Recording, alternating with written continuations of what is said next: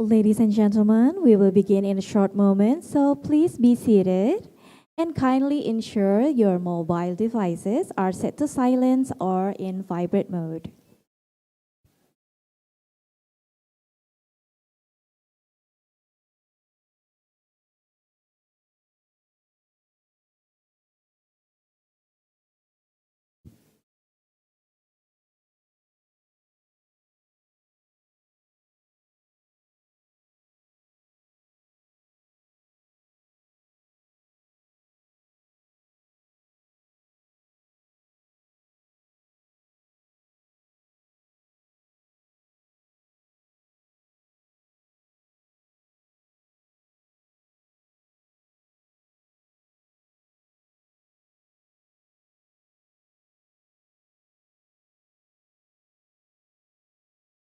Welcome to Seminar on Green Financing for Sustainable Development.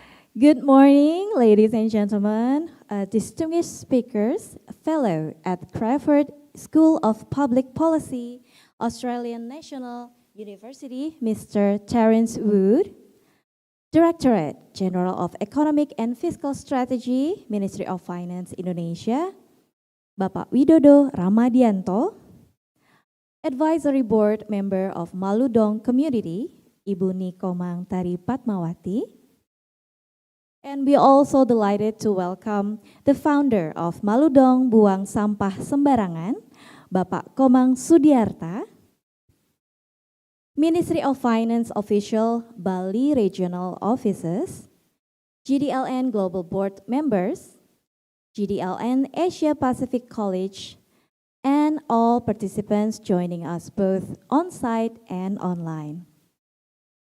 It is my honor to welcome all of you to the Seminar of Green Financing for Sustainable Development. This seminar is also a part of GDLN Asia Pacific and Global Meeting for 2025. Together, we will explore innovative financing mechanism, policy frameworks, and collaborative strategies that can drive real change for our planet and for our future generations. This seminar also highlights community-driven efforts in responding to environmental change, showcasing how local initiative and grassroots movements play a vital role in advancing sustainable development. My name is Mira, and I will be your Master of Ceremony for seminar today. Ladies and gentlemen, before we begin, please allow me to briefly share some house rules.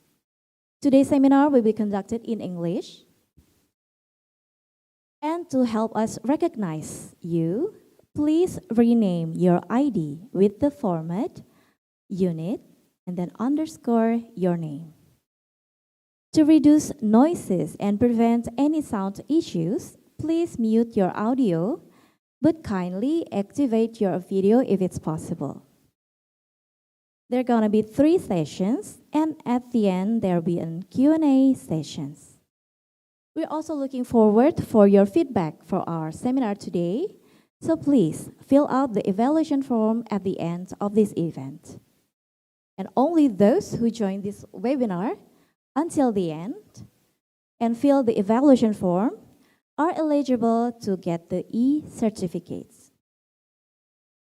And for online participants joining via Zoom or YouTube, the evaluation form can be accessed through the following link, t.kemenkeu.go.id www.GDLN Seminar 2025. And for on-site participants, you may simply scan the QR codes that has been provided on your tables. And please note that any section in the evaluation form marked in red is mandatory and must be completed no later than today at 6 p.m. Central Indonesian Time or WITA. Furthermore, seminar certificate will be available starting October 31, and they can be accessed through the same link. This webinar also available on our YouTube channel, BPPK Kemenkeu RI. That's all for the information. Let's all begin. To express our gratitude, let us begin with a moment of prayer according to each of our beliefs. A moment of silence. You may begin.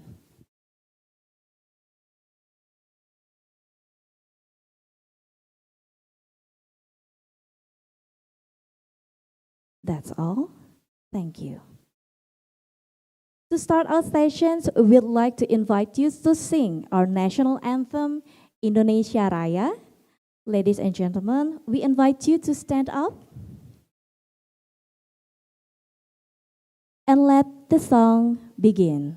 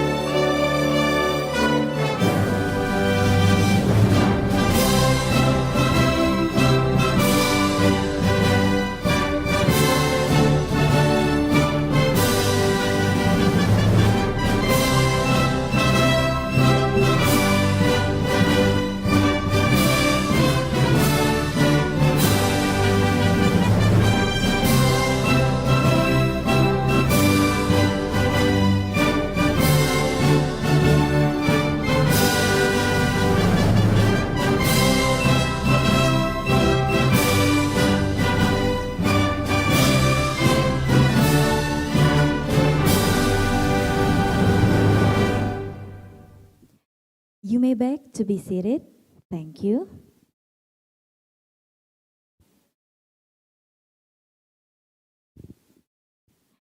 Assalamualaikum warahmatullahi wabarakatuh. A very good morning, selamat pagi, Om Swastiastu, Namo Buddhaya, salam kebajikan.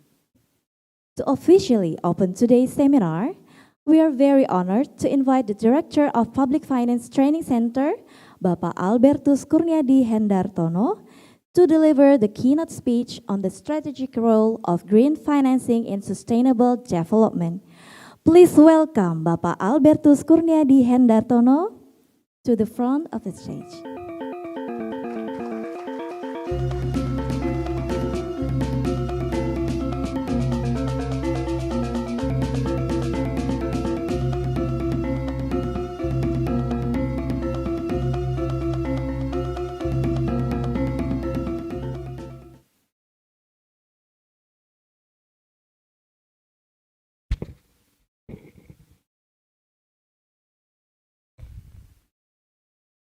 Very good morning to all of you.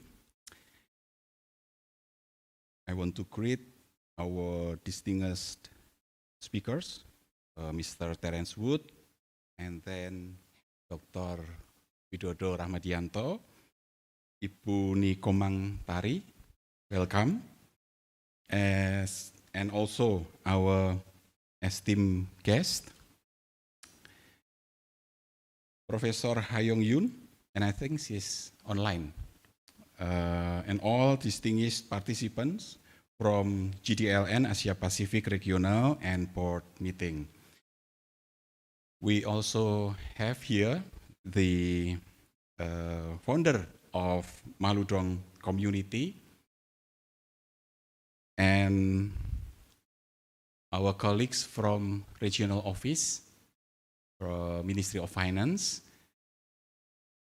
our colleagues from the BPPK.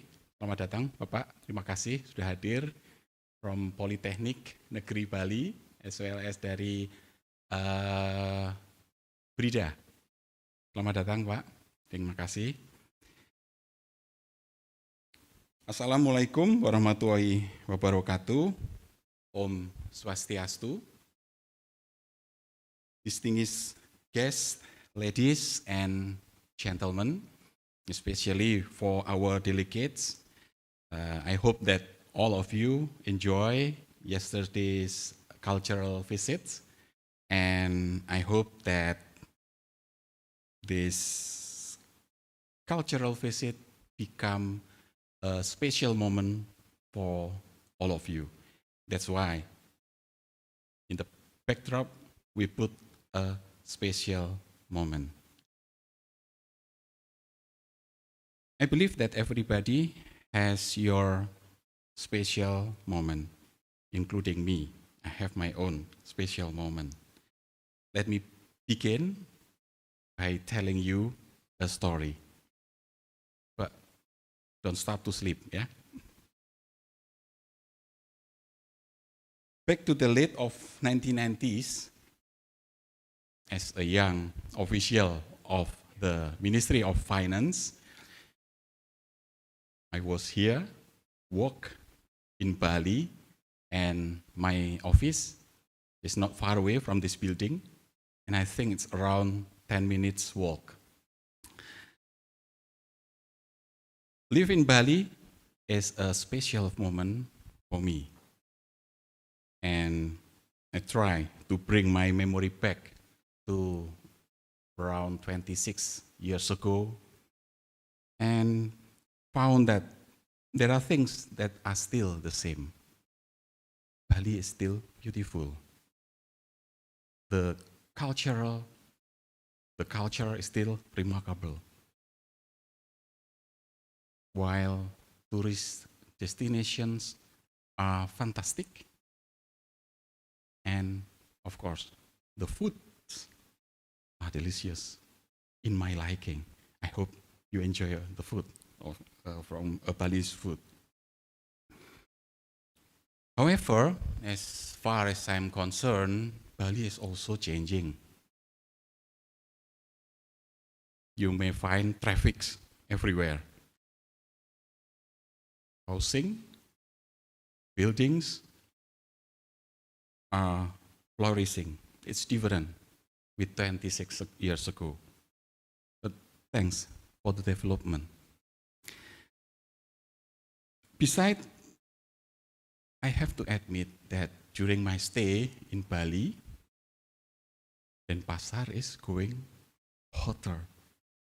The temperature is higher, rising compared to 2 decades ago. However, is this only happen in Bali?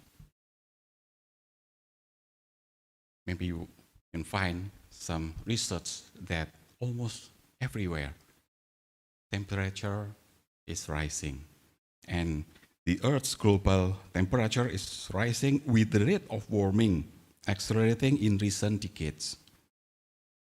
Climate change is undeniably one of the most critical issues of our time.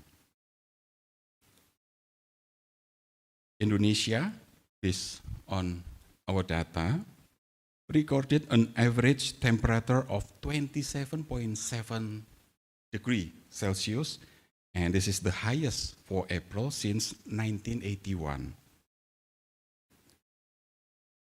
Why do we have to pay attention to this? Indonesia is blessed with rich biodiversity and sensitive ecosystems. And Indonesia faces particular vulnerabilities to this climate risk. So, what is our response? As the government, we take strategic measures to integrate climate consideration into our fiscal policies. However, addressing climate change is not the responsibility of any single institution. It requires a collective actions. We believe that local governments play a pivotal role. We also have our higher education, universities, communities, societies, as well as non-government organizations are hand in hand to tackling these problems. Within this context, we have these seminars that allows us to exchange our knowledge, sharing our experiences, and explore innovative solutions. I would like to express my sincere gratitude to all speakers, Dr. Widodo, Professor Terence, Ibu Komang, and I have also to send my appreciation to all participants, either offline or online, for actively joining this seminar. Let us continue to learn, collaborate, and lead for the sake of our planet and future generations, so that our future generation can live in a life full of living. Let us give to our future generation a special moment. Thank you. Wassalamualaikum warahmatullahi wabarakatuh. Om Santi Santi Om.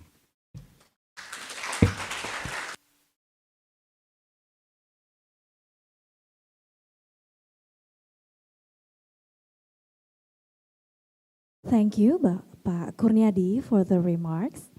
And now, ladies and gentlemen, to capture this special moment, we'd like to take a picture of group photos. The photo will be taken from the stage, so we kindly request for all the honored guests and the participants to please stand up and then move closer to the front table. Yes, please move closer to the front table.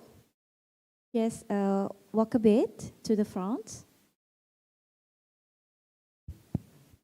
And we also gonna take picture from drones. So the sound may be quite menacing, but it's okay. It's only a drone. So when you're ready.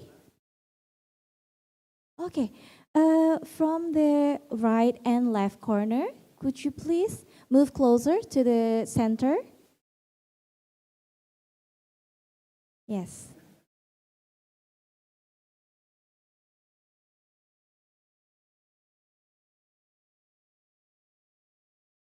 Move again, please, miss.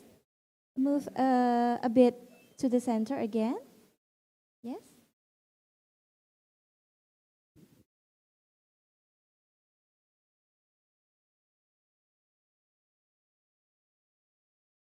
Okay. Okay. To make the photos exciting, we all gonna say Bali in 1, 2, 3. Okay, I will tell the mark. And say 1, 2, 3, Bali. Okay, once again. Okay, ready? And then 1, 2, 3. Say Bali. Oh, okay. Let's say hi to the drones. Hi, hello. Hello. Oh, okay. Hello. Okay, that's very nice. Very thank you. You may all back to be seated.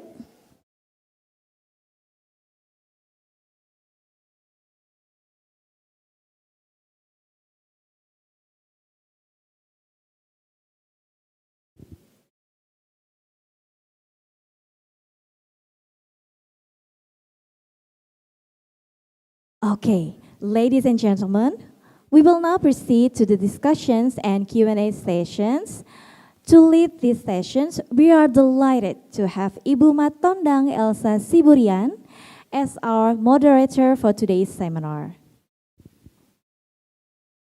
Ibu Elsa is a renowned expert in economics, taxation, and public policy, currently serves as head of Gianyar Tax Office under the Indonesian Directorate General of Taxes since 2025.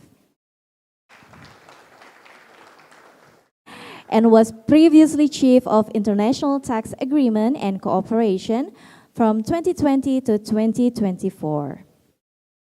She is also deeply involved as academia, as a lecturer in economics and founder of the Edu Future as an emerging education-focused organization in Indonesia.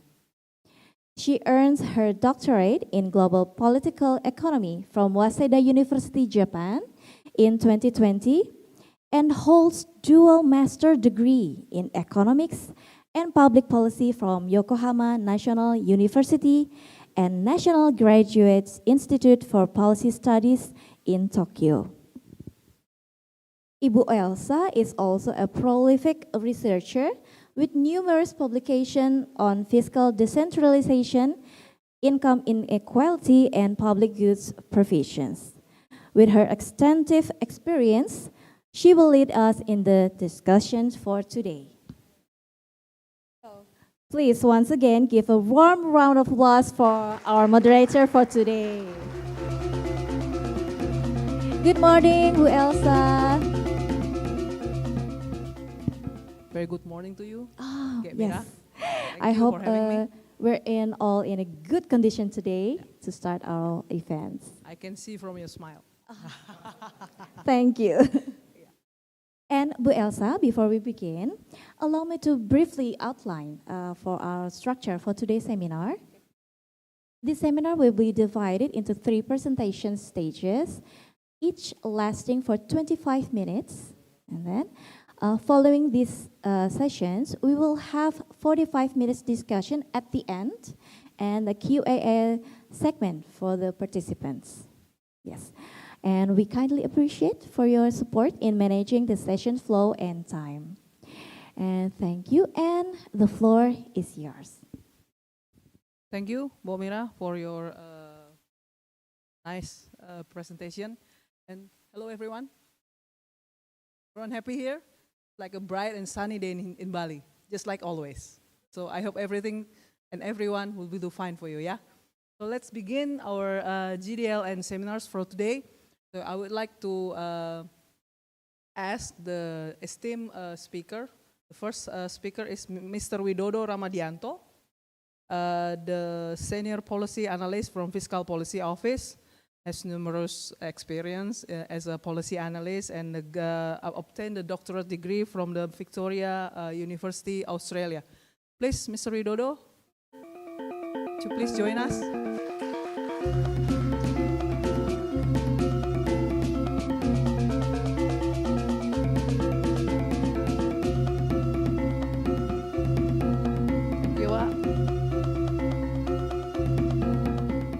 As for our second speaker, our Mbok Gek Tari Patmawati. Mbok Gek Tari Patmawati is the Vice President of Malu Dong Community. Please, Mbak. She is graduate from the Udayana University.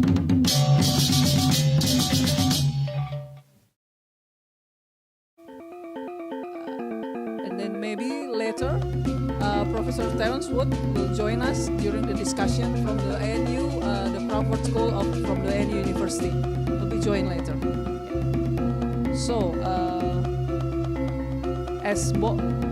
MC mentioned, Pak Widodo and Mbok Tari, today we have 3 sessions. The first session will go to Pak Widodo. You have 25 minutes, Pak. And then the same goes to you, Mbok Tari. Don't be so nervous, just relax. Yeah. So, may we start, Pak Widodo? Yeah. Everything's okay, Pak Widodo?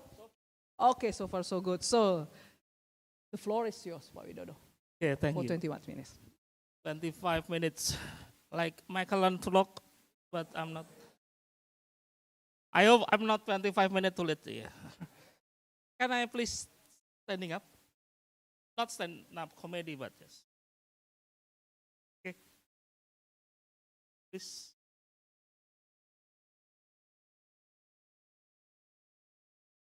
While waiting for my PowerPoint,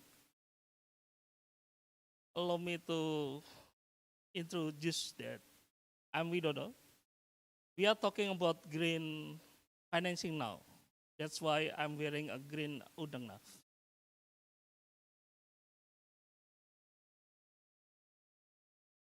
Ready?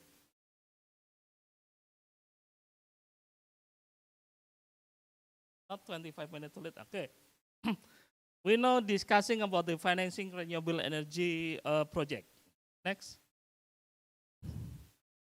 Okay, I'm come from the Directorate General of Economic and Fiscal. So I will talk about economic and fiscal first. That's my standard operation procedure. Okay, we talk about economic. Next, thank you. Okay, in Indonesia, we have 2045 vision. In 2025, in that vision, we want become a high-income country with remarkable human quality.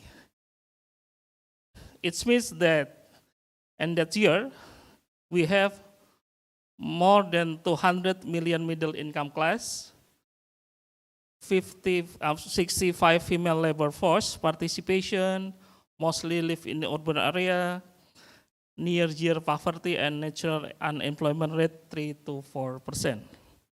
So, to support that, we need some pillars. First, human development, then sustainable economic development.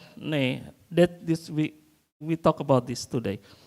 Equitable development and consolidating national defense and governments. Next. I'm standing here too cold because I don't have defense mechanism in my hair here. Okay. Indonesia have a constitution. In Article 33 stated that the economy is structured as joint venture based on the principle of family. Branches of production that are important to the state and that control the livelihood of many people are controlled by the state. State, if we talk about state in Indonesia, usually if we talk state in Australia, for example, it's state.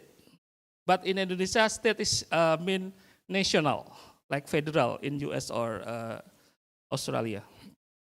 Land, water, and natural resources are controlled by the state and used for the greatest prosperity of the people. So, APBN here is anggaran pendapatan dan belanja negara, is mean state budget. So if I talk about APBN, it means state budget.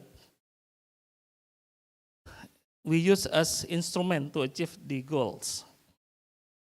The function of the APBN is for allocation, distribution, and stabilization. Allocation to achieve development agenda, to improve welfare distribution, and stabilization to mitigate the impact of the turmoil, including the energy turmoil. Okay, next. Okay, yet the global uncertainty continues and gets more complex. Because this is a global seminar, I will talk a little bit about the global. The changing global landscape is very dynamic. Economic strategy need to focus on maintaining stability and encouraging sustainable growth.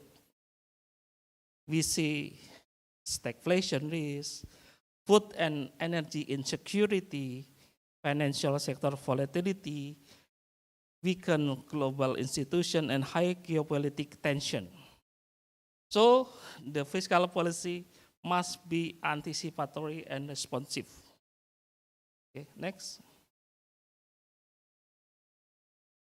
Okay, global order entering the multipolar era, globalization, multilateral. Now in the recent years, many leaders of the world say that my country first. Usually they know we are strong together, but now my country is first. Nationalistic, protectionism, rivalry, then fragmented. That the impact, the economic activity, investment, trade, is going down, and financial sector volatility increasing. And then the global GDP growth projection is lowering. Okay, next. Nah, fiscal policies. Indonesian fiscal policies. We have fiscal rules in Indonesia too. First, we maintain the deficit no more than 3% of GDP. The second one, we keep our debt to GDP ratio lower than 60%. Two fiscal rules. Okay, we see, still in Bahasa Indonesia. In this graph, primary balance is approaching the positive. The black one, rasio pendapatan to PDB, means the ratio of the revenues to GDP ratio, and the rasio perpajakan is taxation ratio. Slight increase. No. Back. Return. Please. Okay. In macro, we control this one to fiscal rule. First, the deficit, we maintain less than 3%. This is the COVID area, we kind lose a little bit for the COVID area, COVID era. Okay, that ratio also still below 40%. Next. Okay, we maintain a healthy and credible APBN state budget by quality spending, anchoring efficiency, productivity, and priority agendas, optimizing state revenue, and innovative and sustainable financing by allocation, stabilization, distribution. Next. Okay. Global setting, dynamic, and the challenges we talk but the international commodity price will affect the state revenue and the amount of subsidies. And the Trump 1.0 influencing the world export and import that will have effect on our economy also. And Fed interest rate influence the flow of investment capital. So the basic assumption of macroeconomic and development target will be changes. Okay. This is our posture of state budget, revenue, spending, and financing. Revenues from taxes, custom, non-tax revenue, and grant. Spending for central government, KL, mean kementerian lembaga, is ministries, KL, non-ministries. Transfer and local government, and then financing, we have debt financing and non-debt financing. Next. Okay. For the macro fiscal, apa yang dipencet ini?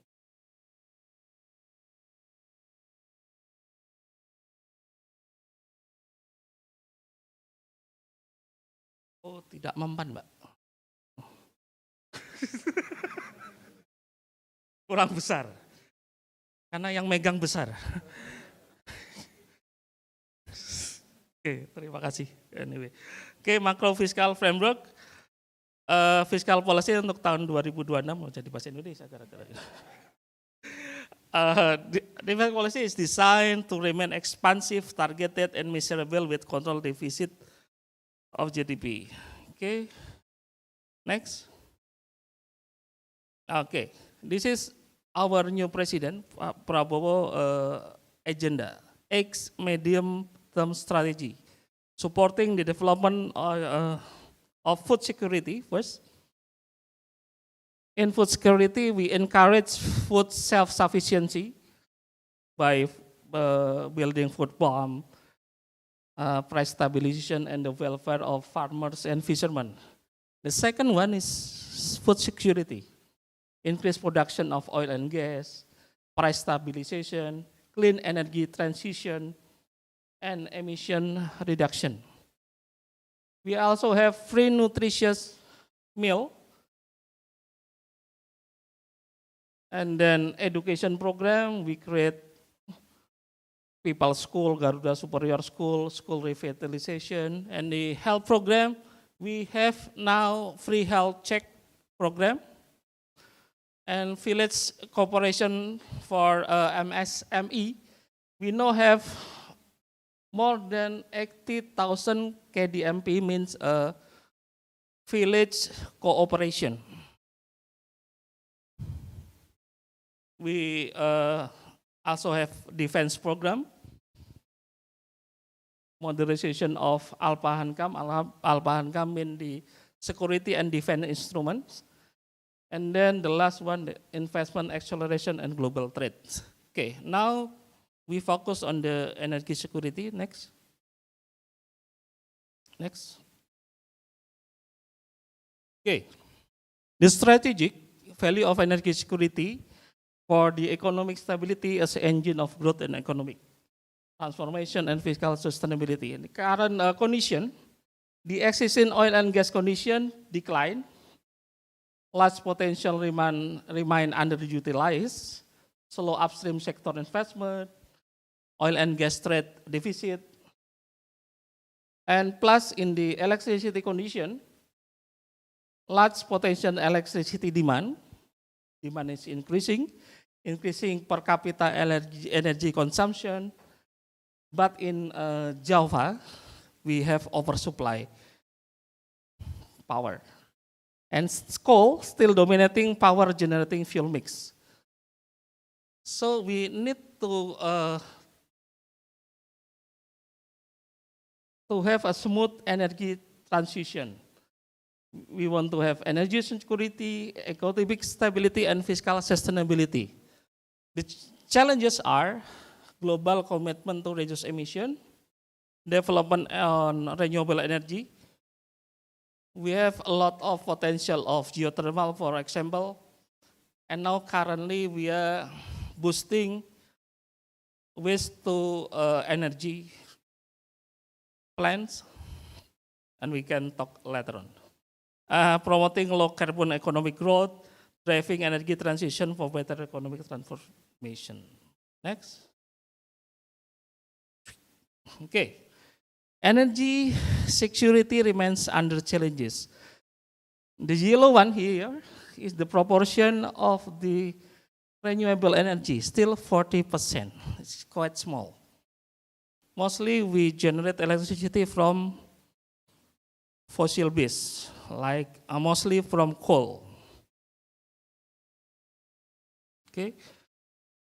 On the other hand, oil and gas lifting decline, and oil trade balance deficit continues to widen. In the meantime, we provide subsidy and compensation for fuel in Indonesia. Look at the numbers. It's increasing here. We provide subsidy for LPG, solar mean diesel, methane is kerosene, and then electricity. The total subsidy now 1.6% of GDP. Okay, next. We take a look closer of the subsidy. Why do we provide subsidy? Because it's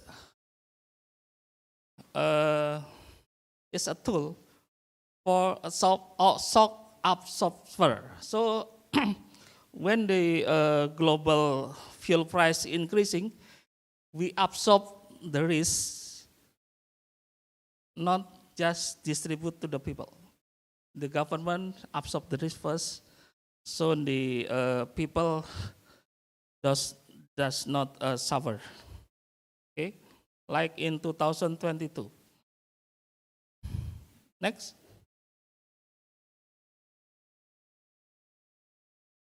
Okay, this is the urgency to enhance national energy security. Just to remind you again that oil and gas trade balance deficit widening, high fossil energy subsidies, increasing not well targeted. We need to reduce renewable well targeted.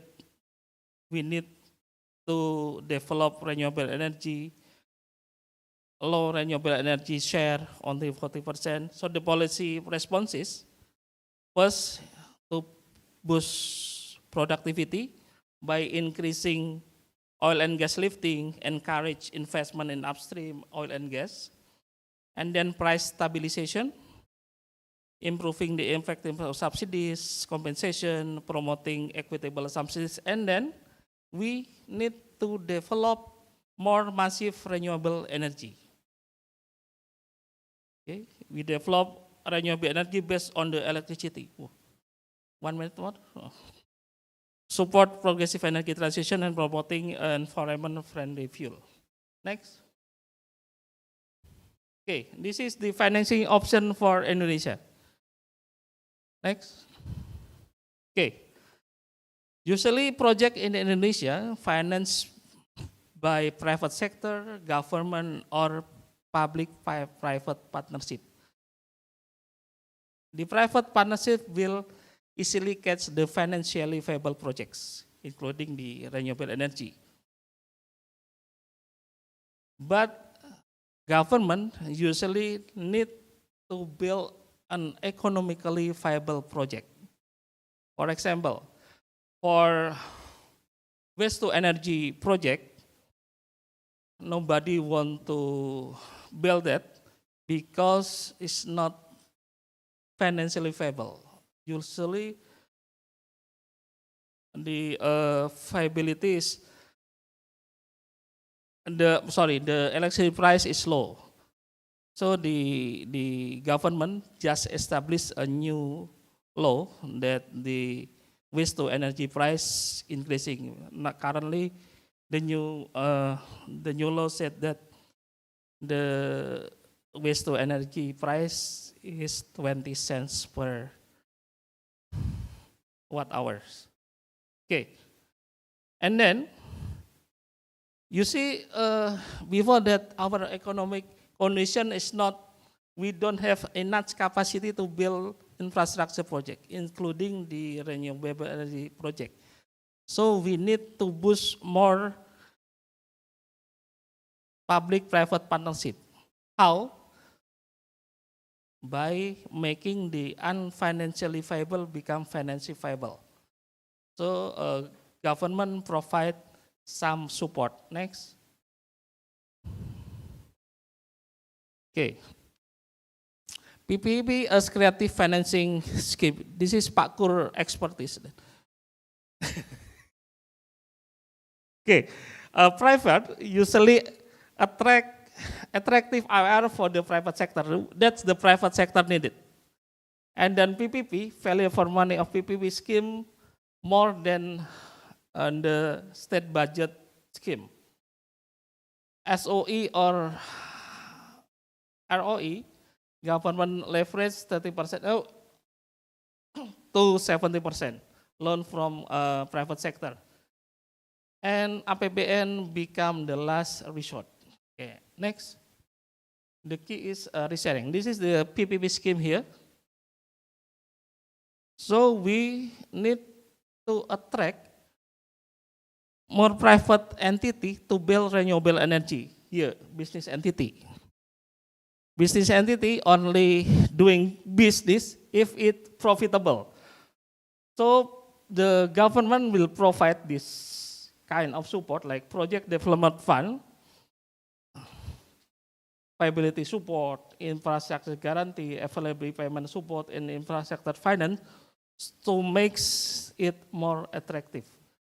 So the business entity will cooperate with government contracting agency to build the infrastructure, renewable infrastructure. The source of fund from the lenders and equity investor. The business entity will get support from EPC, contractor, and O&M. Then the product, the service like electricity will be purchased by, in Indonesia, only one off-taker electricity, which is PLN. Pak Widodo, I'm sorry, you have 5 more minutes, Pak. Okay, I'll finish in 3 minutes. Thank you. Thank you. Okay, next. Okay. Here, we got, as we call, special mission vehicle to support the PPP, like guarantee facilities, investment facilities, PT SMI, and another PT IIF to support the financial. Next. Okay, this is the support for the support fund government, project development facility and viability gap funding, increasing, we support more. And next, terima kasih. 3 minutes, thank you. Thank you, Pak Widodo, for the time. It brings me back to last 5 years during my classroom for green policy economics. Thank you for reminding me of this lecture. Okay, fortunately, our esteemed guest now has joined us, Professor Terence Wood. Hello, very good morning, Professor.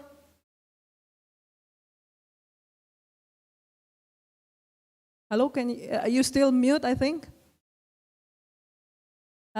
Yeah, can you unmute your Zoom?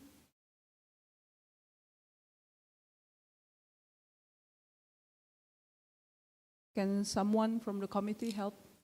Okay. Okay, I'm on now. yeah, nice. Can you hear me? Yes, I can. Thank you very much. Yes, I can hear you loud and clear. Okay, welcome, Mr. Terence Wood. So, I will read your CV first. So, this Professor Terence Wood is a senior fellow at the Development Policy Center from Australian National University.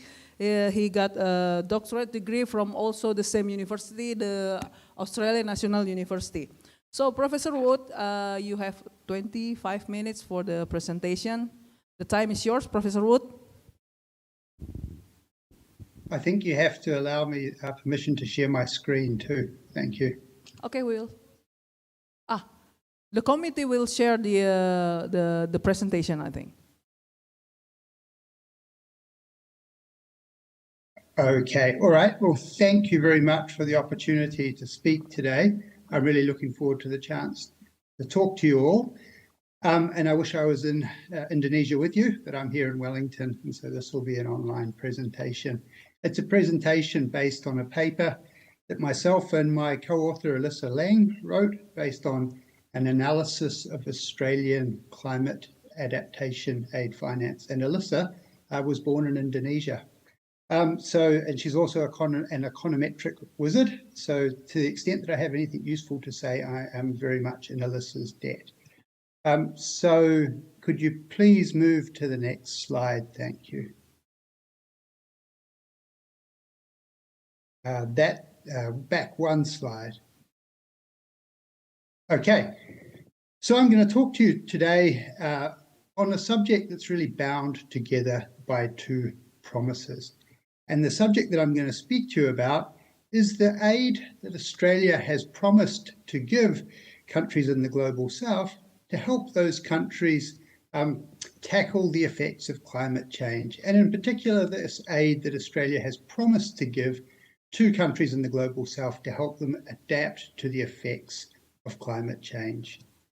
And Australia's giving in this area all stems from a promise that it, along with most other OECD countries, made in the Framework Convention on Climate Change. And in that promise, Australia and other more affluent countries said they were going to give scaled up new and additional funding to developing countries to enable them to both help mitigate their own emissions and also, and crucially for this talk, to enable developing countries to adapt to the effects of climate change. So this was a major global promise, and Australia signed up to it. And the two most important words in this promise are new and additional. And literally, in English, new and additional means more money on top of the money that you're already giving countries through your foreign aid program.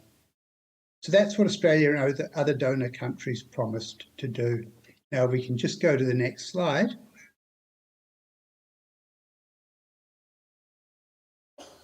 So Australia and Australian politicians have also made a number of other promises over the years. They've promised specific amounts of climate finance and climate aid. And in 2023, officially, as part of their new development policy, the Australian government said that it was going to ensure that from 2024 to 2025, at least half of all new bilateral and regional aid projects that were valued at more than $3 million would have a climate change objective, and that this was going to increase to 80% by 2028, 2029. Now, this second promise, like the first one, looks pretty good. It looks like Australia is really taking the task of providing assistance to developing countries to help them adapt to the effects of climate change, taking them pretty seriously. And there's a close link between these first two promises, as we will see later in this presentation. We can just move to the next slide, please. First, though, you might be wondering, well, why am I focusing on Australia? Well, there's several reasons why I'm talking to you today about Australia. First, Australia is a typical donor. It is actually better than quite a few donor countries these days in so much as that it's not cutting its aid budget. It's not increasing its aid budget either, but at least it's not getting smaller. Australia also has a government in power at present that says it believes in anthropogenic climate change and it takes the problem seriously, and that it's going to take action one way or another to help reduce the negative effects of climate change. So once again, Australia is somewhat better than some other Western countries at present.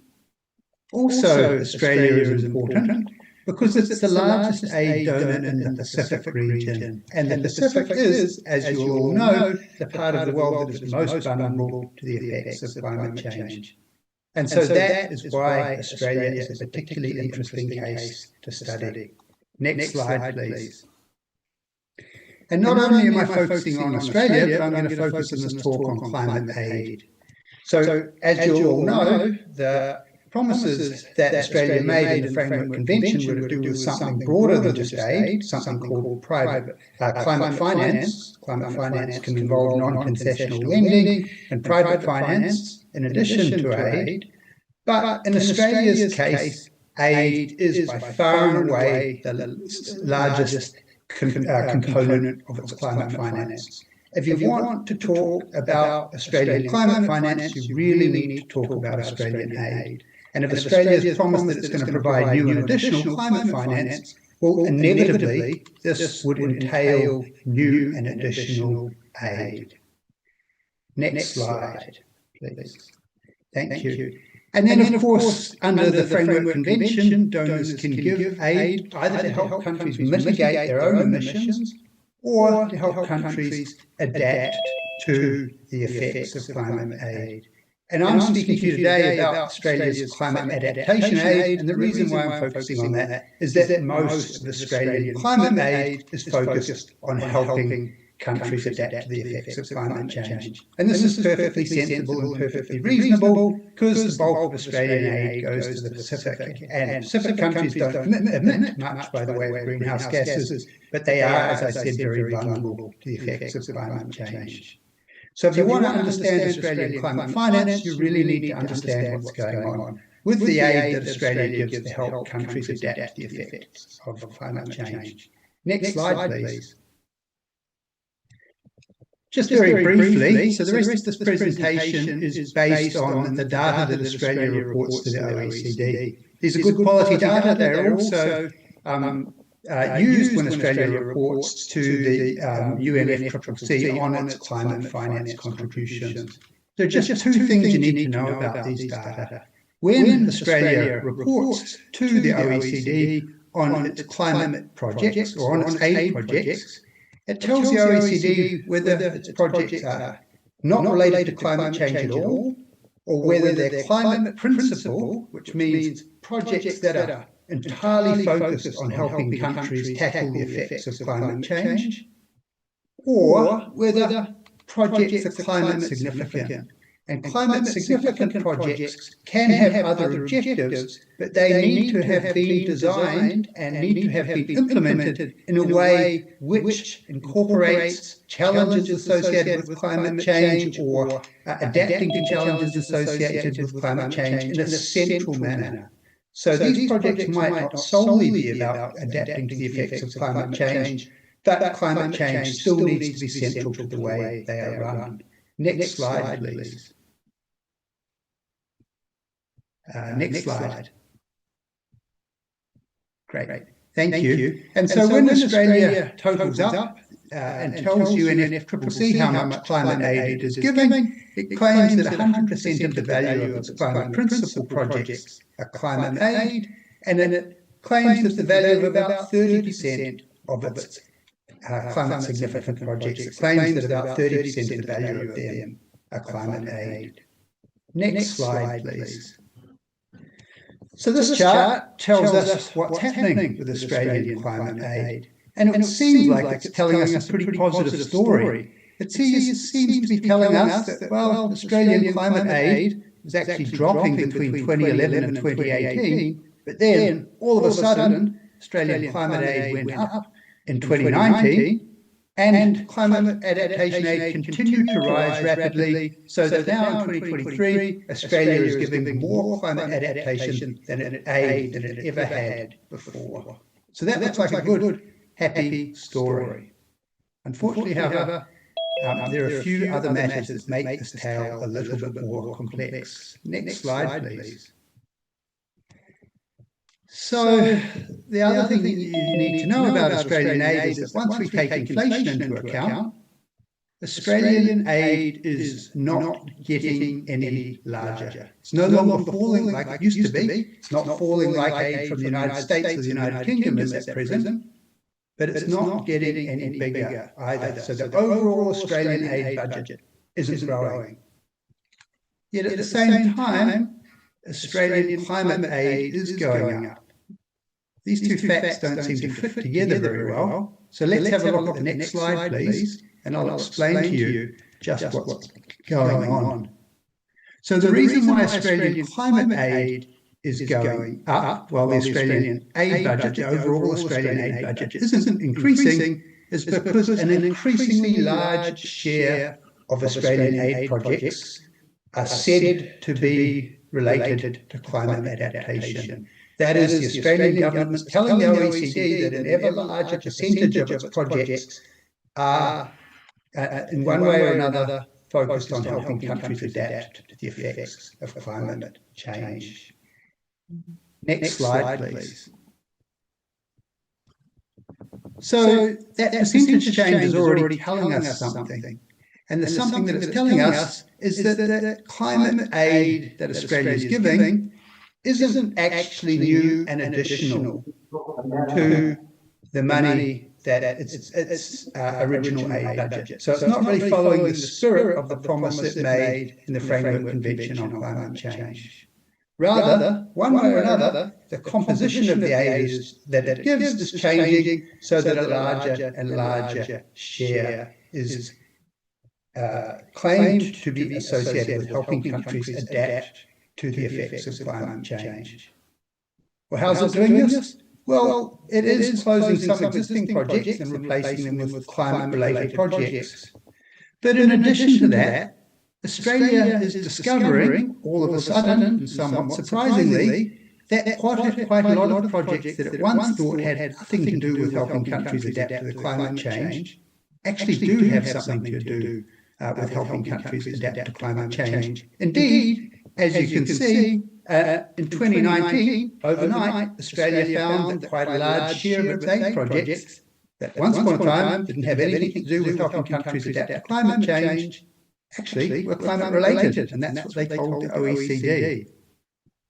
It's enough to make you a little suspicious. Next slide, please. Such a rapid change in the way that Australia is focusing its aid seems kind of unlikely. Now, if you ask the Australian Aid Programme what's going on, they'll say that what they're doing is they're mainstreaming climate concerns into their existing aid projects. And by mainstreaming, they're telling you, or telling me, telling us, that they're thinking a lot more about climate when they design aid projects. Now, that's good practice because we live in a world where with a climate that is changing, so when one designs an aid project, one should certainly be thinking about how climate change might affect that aid project.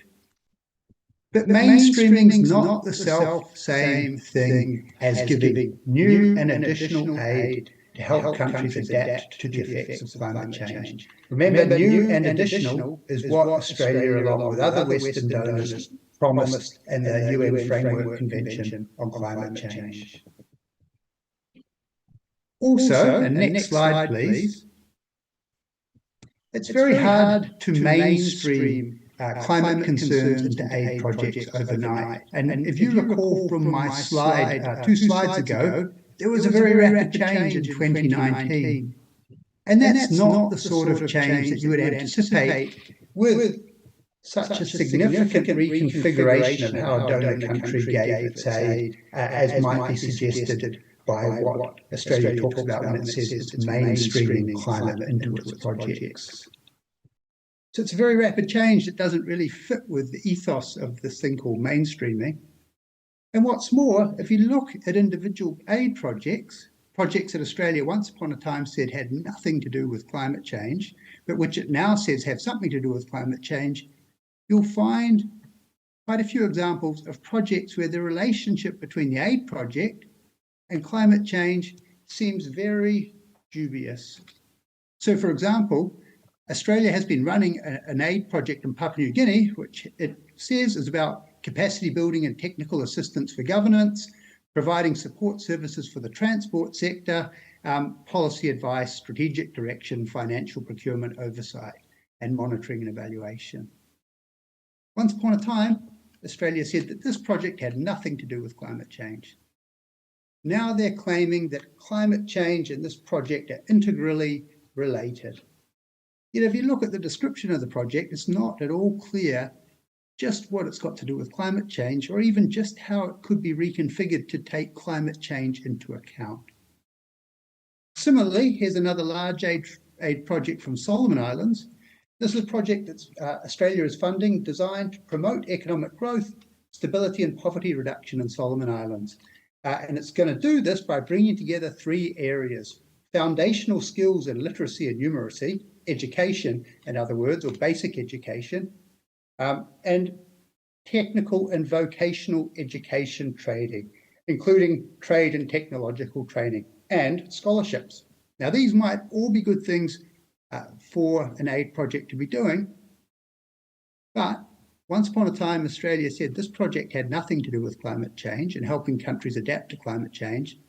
Now it says that helping countries adapt to climate change, or helping Solomon Islands adapt to climate change, is something that it's considered and taken on board and reconfigured this project to focus on. Yet if you look at the description of the project here, it really doesn't seem to have anything to do with helping Solomon Islands adapt to the effects of climate change. So Australia, to recap, has promised that it was going to give new and additional funding to help countries adapt to the effects of climate change, but it hasn't increased its overall aid budget, and so it hasn't actually given new and additional funding to meet this promise. Rather, because it wants to look like it's doing something about climate change, it has started claiming that an increasing percentage of its aid projects have something to do with helping countries adapt to the effects of climate change.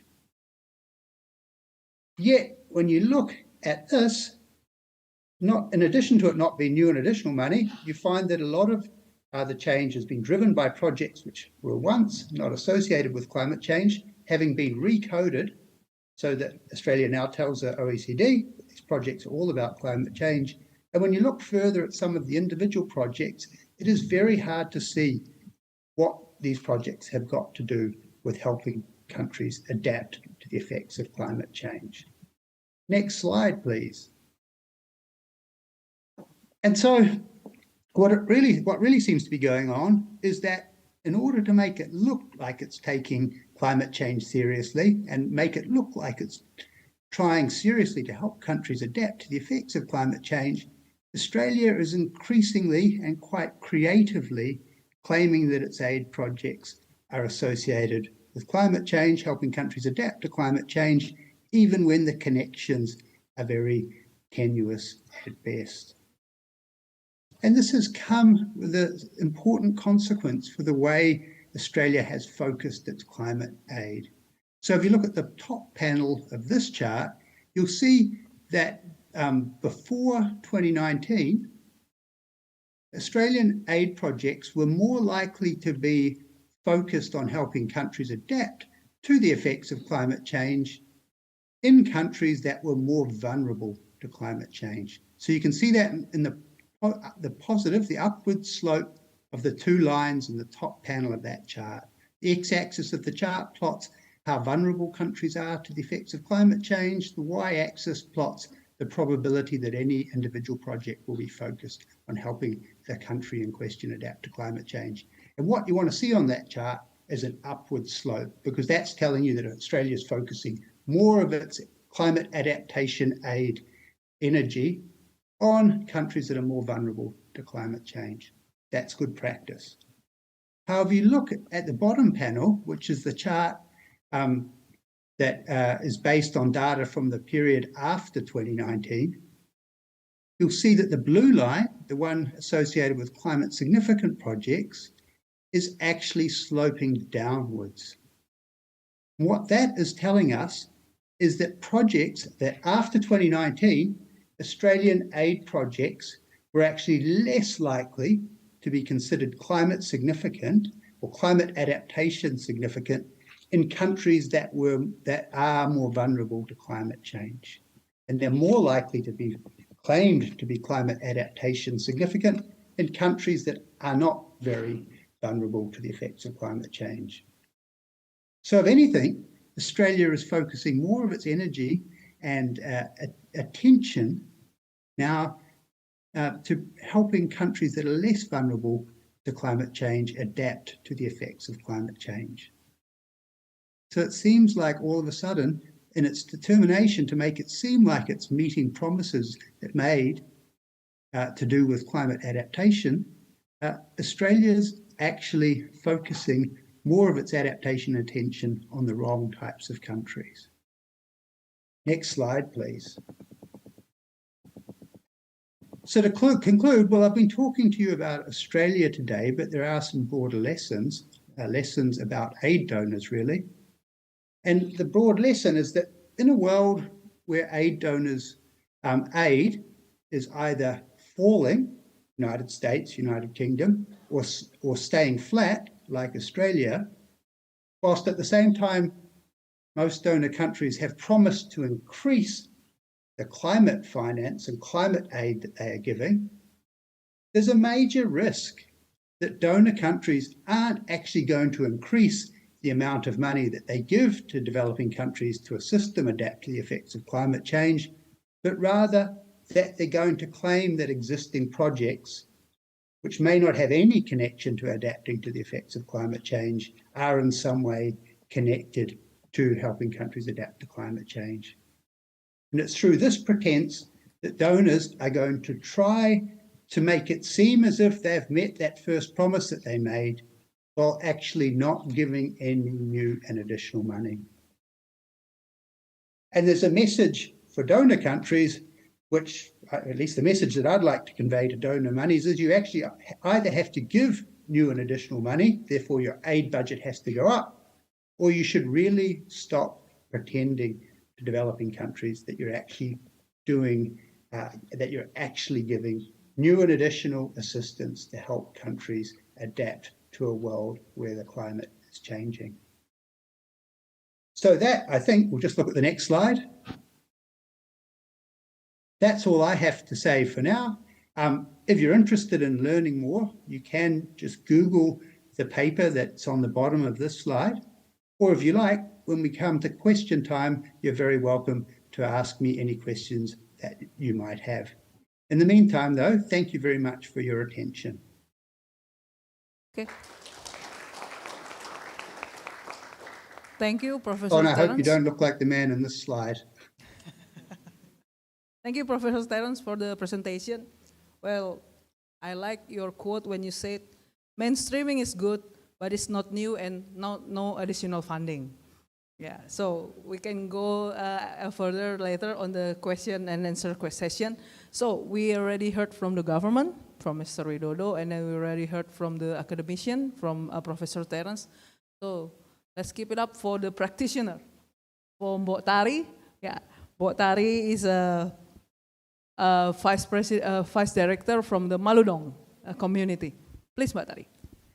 Okay, thank you so much for the chance that's given to me. Good morning, everyone.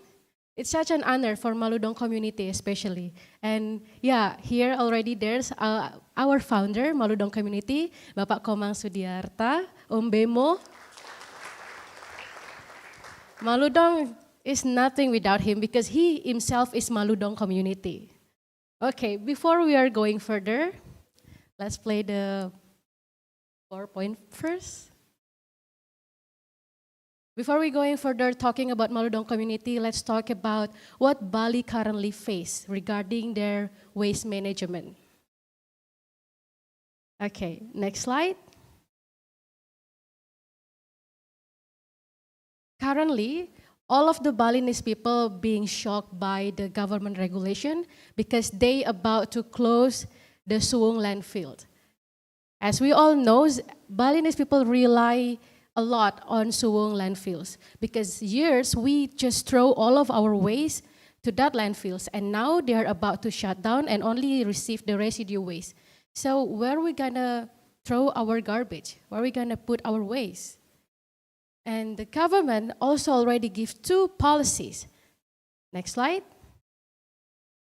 The first policies is about we manage the waste from the source, or we call it with PSBS PADAS, or pengelolaan sampah berbasis sumber pelemahan kedas.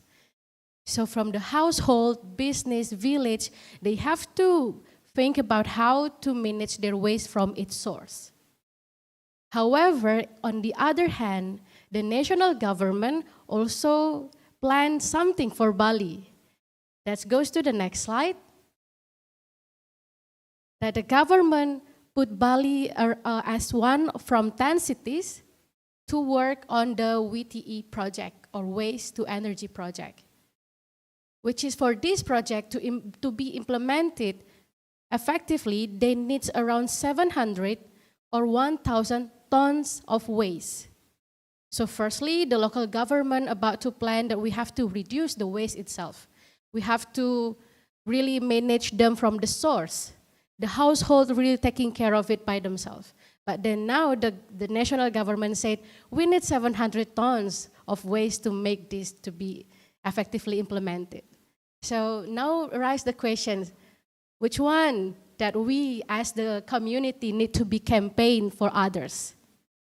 Next slide. Now we talk and let me introduce you guys deeper to Maludong community. The birth of Maludong. Okay, next slide. Maludong is founded by our beloved founder, Om Bemo, on 2009.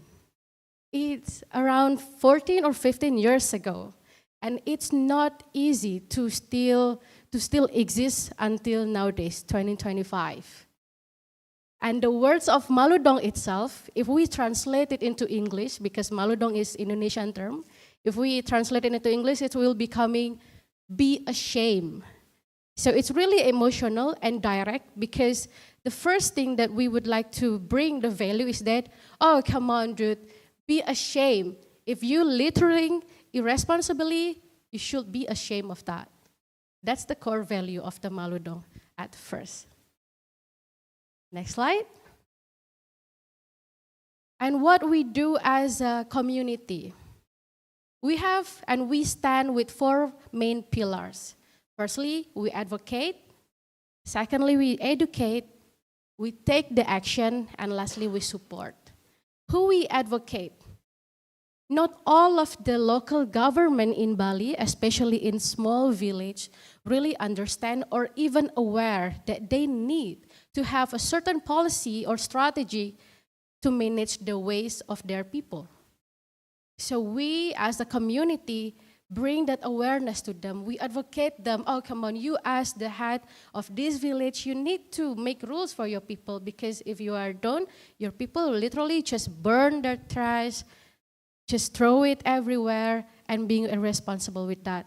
How? Because you as the head, you do not lead them on how to manage these things in their life. And the second, we also do educate. What kind of education we give the people, we give the community in Bali? It starts from a really basic levels. At first, you should be responsible with your own trash, with your own waste. From the kids in kindergarten, people in elementary school, kids, you are not allowed to just littering irresponsibly. And when they are becoming older, or those person is already more educated, we teach them how to sorting their waste. So it's level by level, because if we talk about sorting waste to a kindergarten kid, they have no idea about it. Don't just talk about don't littering around. When we have the event and then the kids all join the event, but when they back home, they kind of just forgot what they got from the event. So we take it level by level basis of the educations. And the third one, we of course take the action. We're not only also talk about we have to be responsible of the waste, but we also trying our best on what kind of strategy we can do as a community to at least give an impact of managing this waste as well. We're trying with our program, like doing the beach cleanup routinely. It's also part of our program to educate people by action, by make them also collaborate together with us in really doing the work, so they can understand and hope that kind of behavior and habit can stick with them. And the action that we also do is that we kind of often doing the program ngereresi in temples. As we know, Bali have millions of temples, the island of God. We also do ngereresi temple, like in the Besakeh or Lempuyang. Every 6 months or every a year, they have a really big event in there. We invite the local community to cleanse together all of the waste in here, and then we insert the incinerator kind of waste, trying to manage the waste. But still, as a community, power, it's just so small, that's not really enough to manage the really big waste that's happening. And lastly, we support. As an organization, we already formed for 2009.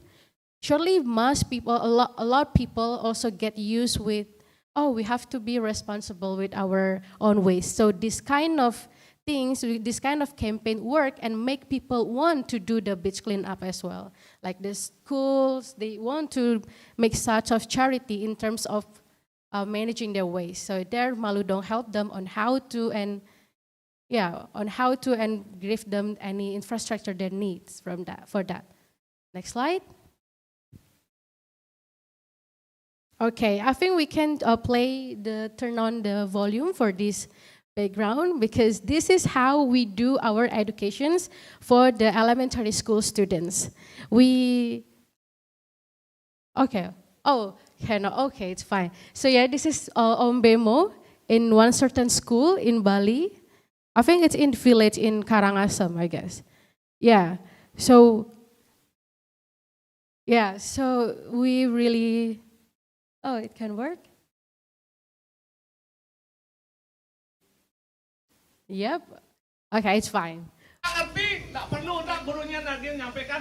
Di sana belajar lagi.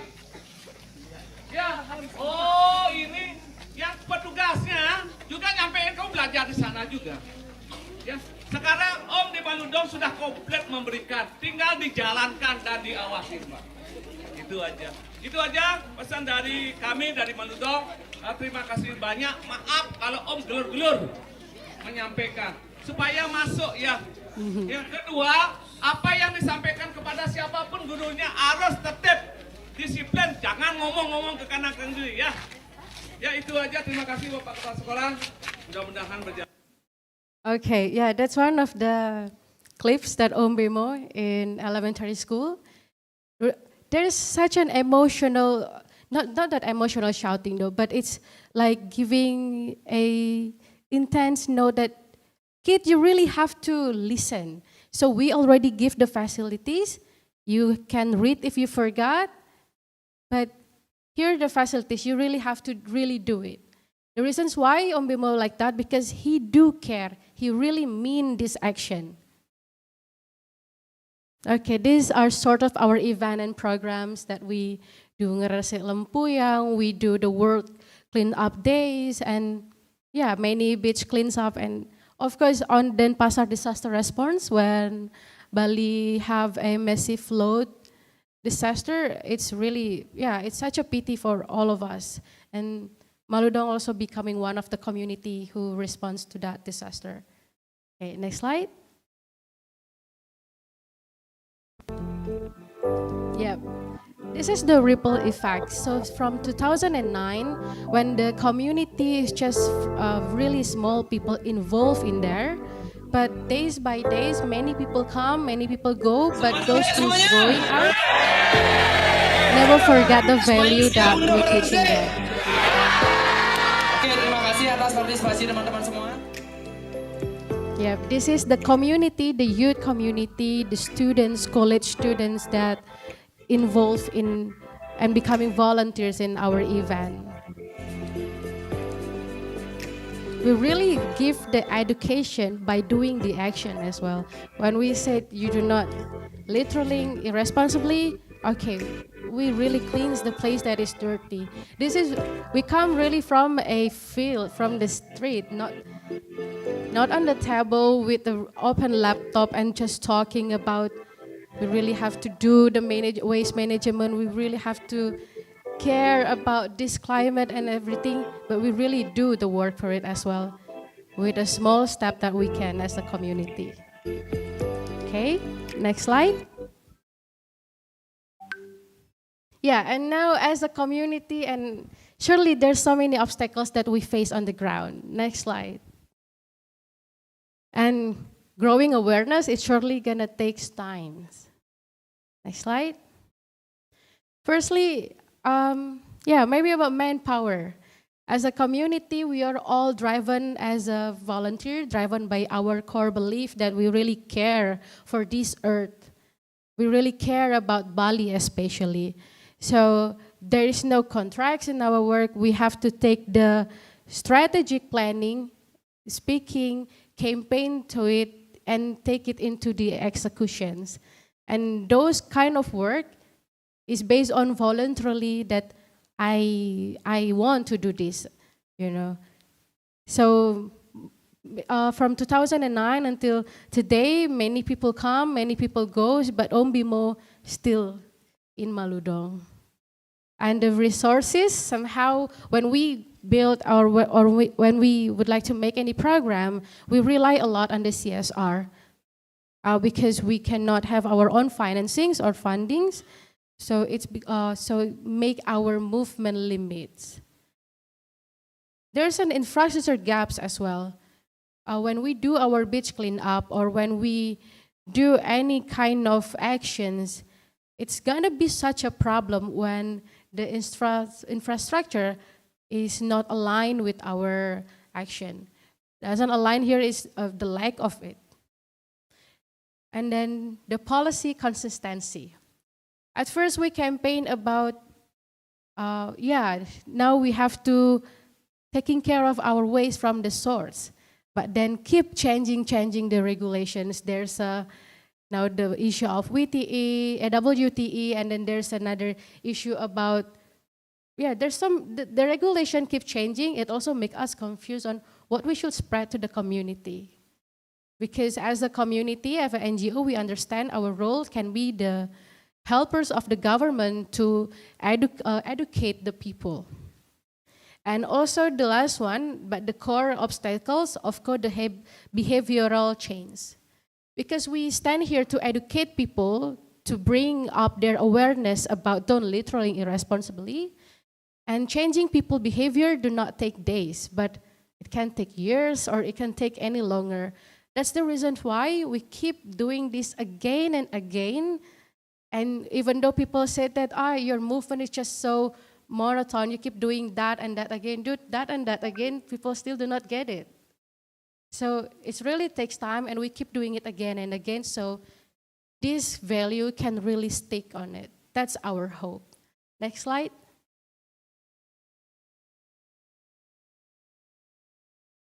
Hal tersebut juga kami temukan di Desa Songan Kintemani. This is one of Selain our menumpuknya traveling sampah di event. area jalanan dan lingkungan hutan, Our kami juga menemukan in adanya masalah Kintemani, distribusi Songan. sampah yang bahkan membuat tumpukan sampah ada pada rumah-rumah warga dan juga tempat suci. Dengan The funny komitmen things kuat is that masyarakat the setempat, government really kami don't bersama have masyarakat any berhasil membuat idea or perjanjian yang don't issue tercantum any dalam nota policy kesepahaman for their people yang to telah follow mengikat on how pemerintah to daerah manage Bangli their dan waste. masyarakat setempat untuk bersama-sama dan berkomitmen So dalam here we mengatasi advocate permasalahan with sampah the yang local terjadi di government desa in mereka. Kintemani Songan to really agree and make sure they will have any policy and for their people to follow in management their waste. Okay, next slide.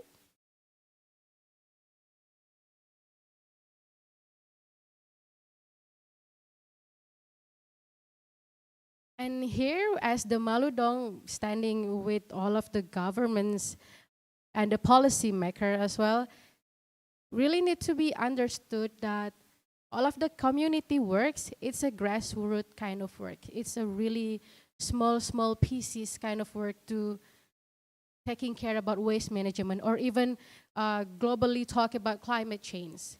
All we need here is a really, like what Pak Kurnia says, the collective work, collective movement, collaboration between the policymaker and really make sure the infrastructure and facilities they prepare also support that policy to be implemented. And then there's the community will help growing and help educate all of the policy to make people really have the behavioral about to implement this policy. Next slide.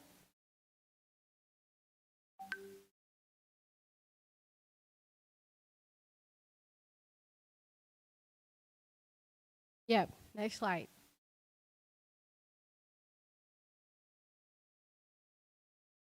Yeah, Malu Dong community, we do the local action. We do local, we do small, we start small but keep on going. And we hope this kind of movement can widespread, can be such a virus for everyone to be followed. And for government also to be awake, these people of yours really do the work and really do care about the earth. So please support us with your certain policy and regulations so we can really work together to save our Bali, to save our planet. So yeah, that's all from me, from Malu Dong community. Thank you so much. I think we have the last videos before we end. Yeah.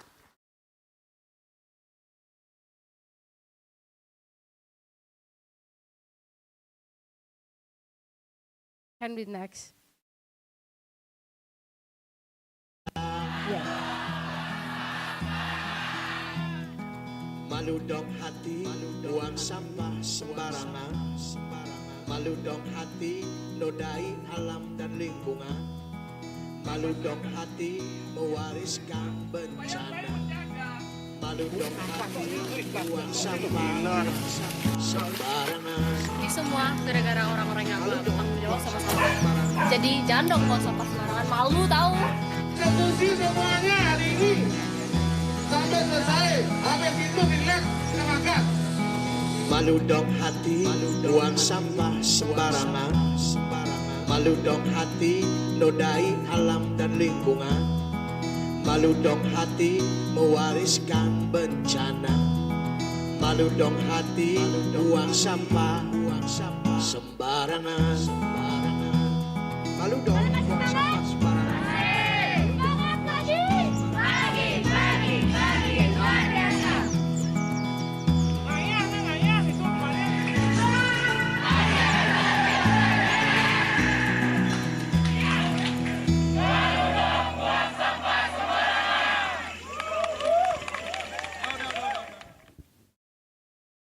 Thank you very much, Mbok Tari, for the presentation. It's very interesting.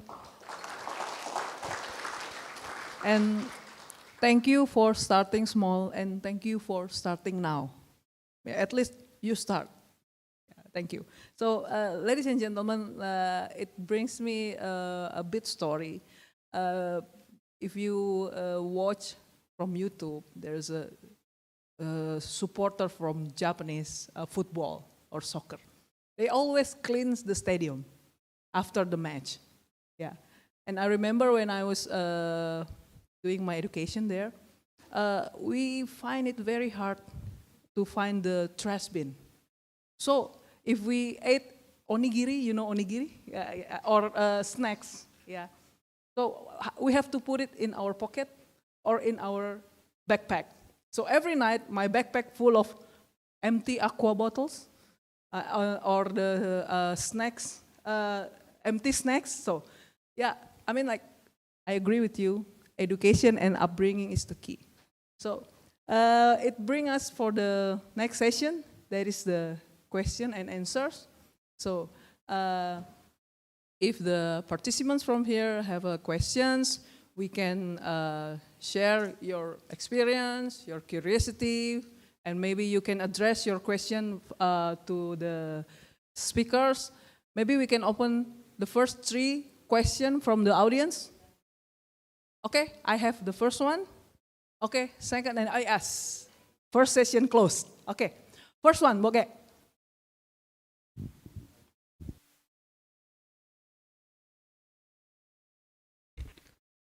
Thank you so much for the opportunity. Let me introduce myself first. My name is Grace. I am from North Badung Tax Office. This is just my personal opinion, not favorably a question, just share opinion about climate change and waste management in Bali. So I think that Bali is one of the province that was the first that they have the policies about climate change. If we all remember the 2018 or maybe 2019 policy where Bali made their policy where we have to take a reusable bag to carry everywhere when we have to shop everywhere. They prohibit the tas kresek in every supermarket, in every market.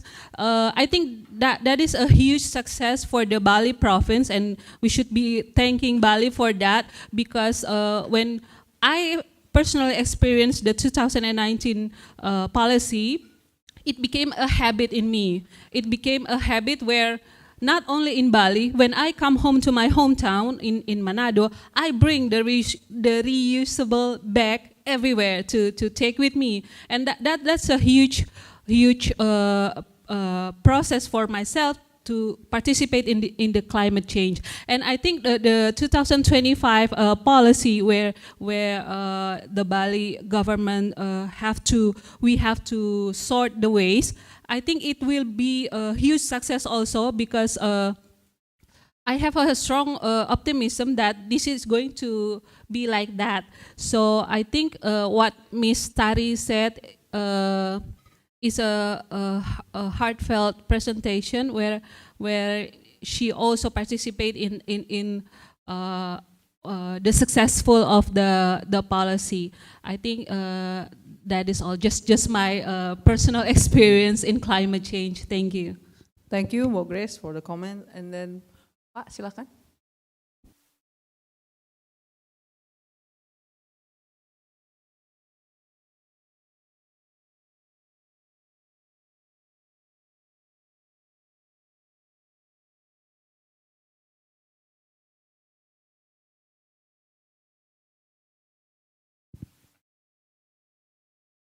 Matur suksma. My name is Bram from the Board of Research and Innovation of Local Government in Badung Regency, Bali.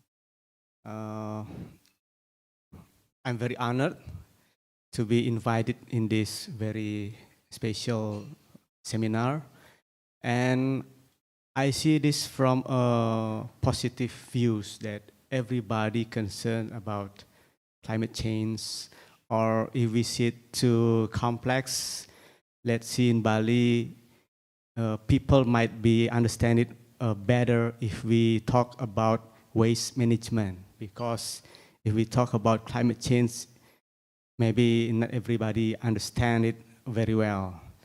But what I see from each speakers, I believe that everybody try to tackle these problems from each different level, from the global initiatives, from national government, and also from our volunteer in Maludong NGOs. But I see that this initiative has not met each other. I mean, they still work in different direction. For example, from Professor Terence Wood explained that Australia have give increasing aid for climate change, but it seems it does not really necessarily meet the goals of tackling climate change. For example, like giving aid to Solomon Island and probably in any other countries. So, and our government, national government, as explained by Dr. Widodo, has initiative of building waste to energy facilities. In Bali, we have experience with that, Pak Widodo. We have TPA Sarbagita, long back from maybe 20 years ago or 10 years ago, but it has failed. And now it just become an open dumping facility. So it seems that all this initiative has not met the needs of the people. And then Sematon Tiang, Dek Tari explained with the help of Sematon Tiang Bapak Komang, they work in a very simple initiative just by educating the youngsters, the students, and the local community that actually in Bali we have a lot of local culture or local genius that we can also use to tackling these global problems.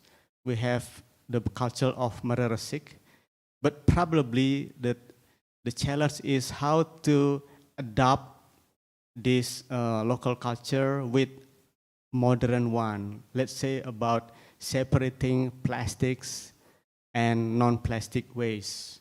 Because in Bali, every day we have activities, a lot of local activities, a lot of religious activities that may produce waste. But sometimes people still do not understand and still do not becomes tradition. After the activities, after the religious activities, they should also aware or responsible of the waste, probably by separating it, which one is the organic one, which one is the plastic one. So I would like to raise our discussion here in this very precious seminar. How can actually we meet this whole different initiative to become one, maybe just small, simple step, but it is, yeah, it is doable and it is profitable. I mean, not profit like bringing money, but bringing gain or benefit for the people, and it can become like best practice for everyone, because this is not about a lot of money, but this is about awareness, about local genius, about local communities working together to understand that this is local problems, but it is also a global problems. If locals not working, then this will become like global problems for our future generations. I would like to raise how can we discuss this and how can we manage this, because policies should not be always made from the top, but also from, let's say, see to the bottom, what exactly the problem here in the people. So it works. It's not just goes from top to the bottom. Thank you. So thank you for the question, sir. So basically you are asking how we synchronize. Yeah, synchronize all these three aspects, maybe from the government, from the academician, and then from the practitioner. Yeah, to help to solve this problem. From the speakers, is there any of you wants to comment from for this question? Pak Widodo, okay, thank you. Thank you. You said that we all scatter up, not in one, focus on one. I'll try to make it look like in one contradiction. Professor Wood said that the government it's going down about the climate change. Professor Wood reminded me that I'm the product of that age. Professor Wood, I got my master degree and doctorate degree from the Australian Aid, and my thesis was renewable energy. So I'm the product of the aid. So if I talk something that will multiply the effect. Then. Okay, then. Okay, about waste to energy in Bali. In 2018, the government established a presidential decree about the waste to energy. Bali was listed, but in 2021, Bali withdrew from the project.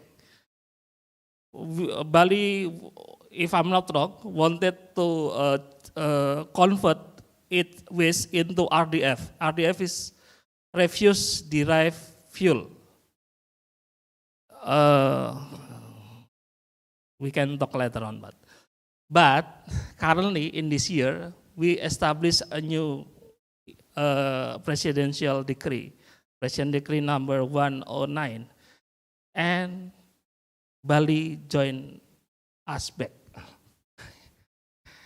The difference is usually in the Perpres 35, we got the previous law said that the government need to pay tipping fee for the waste to energy plant.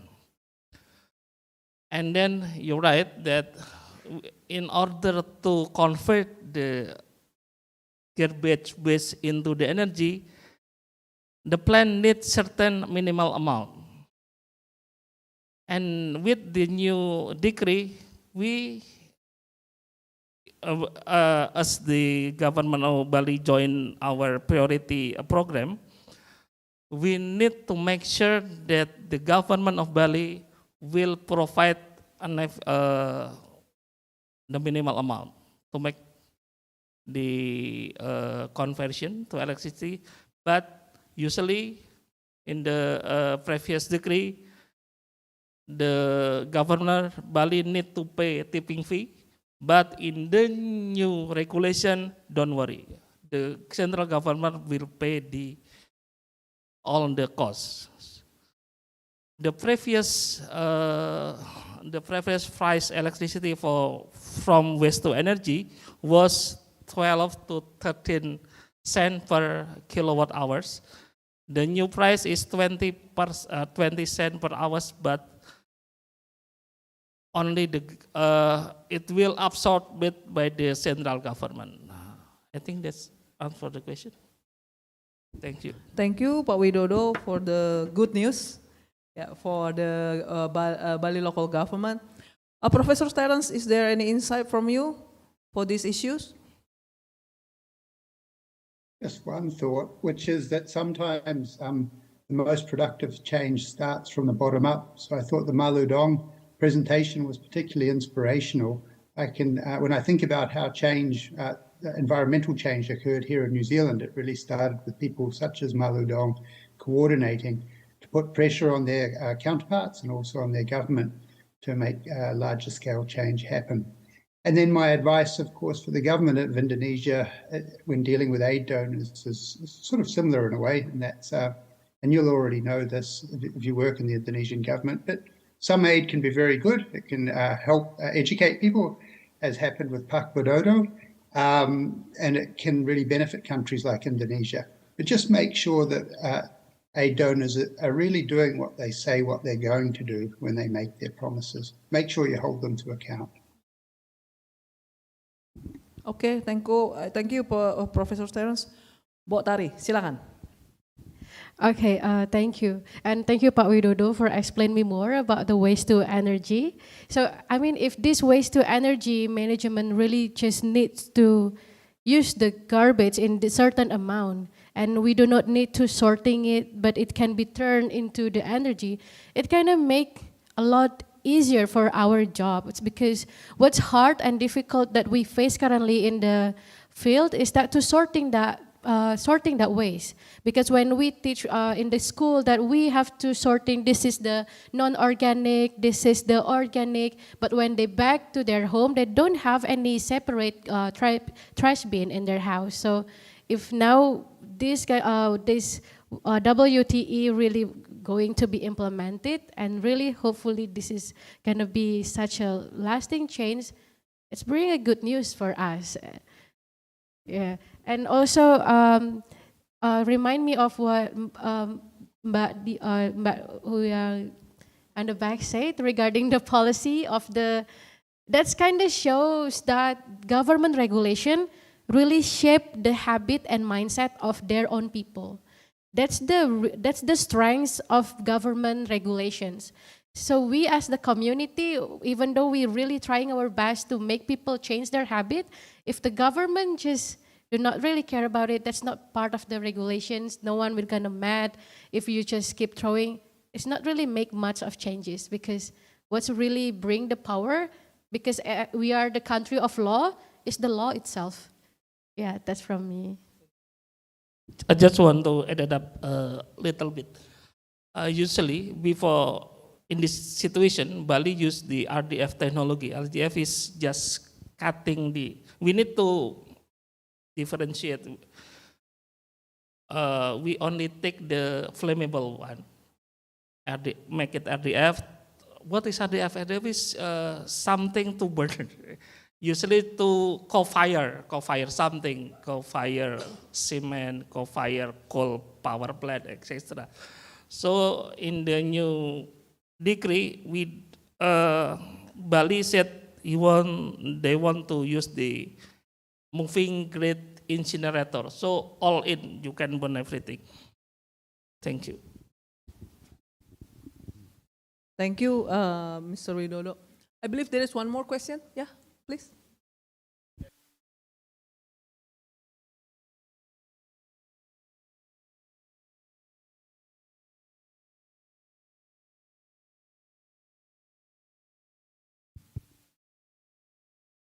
Check. Okay. My name is Ali. I'm a lawyer, and first of all, of course, I would like to say thank you for Bu Endang Pancawardani for inviting my organization and myself. My question, I have two questions. My first question would be addressed to Professor Wood. It is my understanding that you are the expert of international aid and also the efficacy of the international aid. So I would like to know numbers here. So based on your research, and this is interesting because with the re-election of Mr. Albanese, now on the ground what I'm seeing is we have more and more aid from Australia. So I would like to know from your research how much of, let's say from the last decade of aid that Indonesia received has been effective, and how much of them were corrupted and are being corrupted. this is something that I'm just curious about. And the second question is with regard to green financing, as with the theme of our current seminar here. I think currently with the floodings and natural disaster currently happening across Indonesia and the one recently happening in Bali, I think more and more people, local people, are more frustrated, or to use a better vocabulary would be angry with a local foreign investor. I'm not talking about the big one, I'm talking about the small one. So a lot of people nowadays, this is probably something that everybody here in the room aware of, that local now tend to attack, not only verbally, but sometimes physically, this small local investor, because they believe they are not doing the quote-unquote, the green financing. Even though, on the other hand, of course, if we talk to this small local foreign investor, my apology, foreign investor, they would say that they are already abiding the law, but only to realize that they have been scammed by the government, so to be officially scammed, which is a very interesting term nowadays. So this is something that my organization as a lawyer is doing to educate this small foreign investor about how to do investment safely in the framework of green financing. So this is also something, my second question, that I would like to address to Professor Wood. How would you be interested to make this bigger? As my organization is planning to apply for the Australian-Indonesian Institute funding that will be, I think the deadline will be next month. So with your expertise, I think we can definitely make this bigger, something impactful like what Malu Dong is doing. Thank you, Pak. Professor Wood, please. Thank you for two very good questions. Unfortunately, neither of my answers are going to be simple because often the information that we need is not very easy to obtain. When it comes to whether aid is used well or whether it's corrupted or wasted, the answer is that it really depends. It varies on a project-by-project basis. So if you look at all the aid that Australia has given to Indonesia, say, over the last 40 years, you'll find some projects that have worked very well and which have been very helpful. Some of the emergency response in the wake of the tsunami, for example. But you will also find examples of projects which have been poorly designed or poorly implemented or one way or another haven't worked and sometimes have even done harm. So aid can be really good when it works well, but other times it fails. That's the unfortunate truth of the matter. It tends to work better when donors are genuinely trying to give it well. Once again, though, unfortunately, they're not trying to give it well. Not always trying to give it well. With regards to your second question, I'm not an expert. I don't know anything about the fund that you're talking about. Probably what you should do, though, is if you have not done it already, speak to the Australian Embassy and find out what their criteria are. And then I think just emphasize the points that you've made when you asked that question, how it can be a win-win, how it can help small foreign investors, and how it can also maximize the development benefits for the people of Indonesia. That's how I would frame it if I was making that application. Okay, thank you, Professor Wood. Let's close the first session. Is there any question from online participants? Okay, so we move to the second session. Is there any questions? Okay, first. Okay, 4. So bonus session. There are 4 questions. Okay, please, Moge.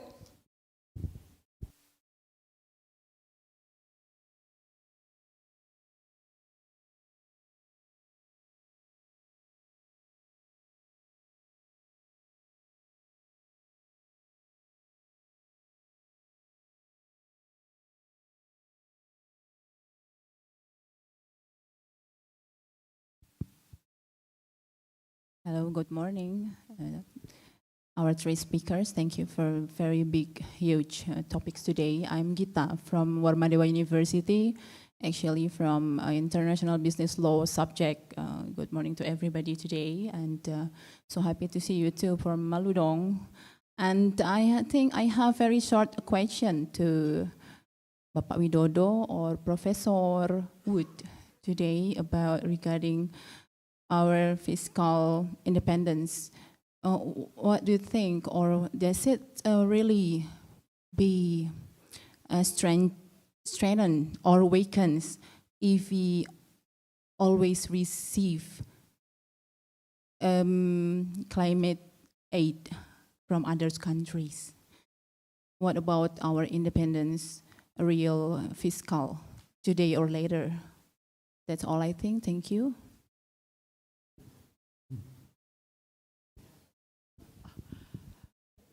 You address the question for both of the speakers? Yes. Okay, yeah. So, Pak Widodo, you want to answer first, or Professor Terence? I think Mbok Gita asked about what is the condition of our fiscal independence if we keep receiving aid for climate change. Is there any comments, Professor Wood? I think there's a good news story here, which is thanks to the very hard work of the people of Indonesia over the last 50 years, the Indonesian economy has grown a lot. And so now the economy of Indonesia is so large that foreign aid is less than 1% of the GDP of Indonesia. So Indonesia is by and large very independent from foreign aid donors.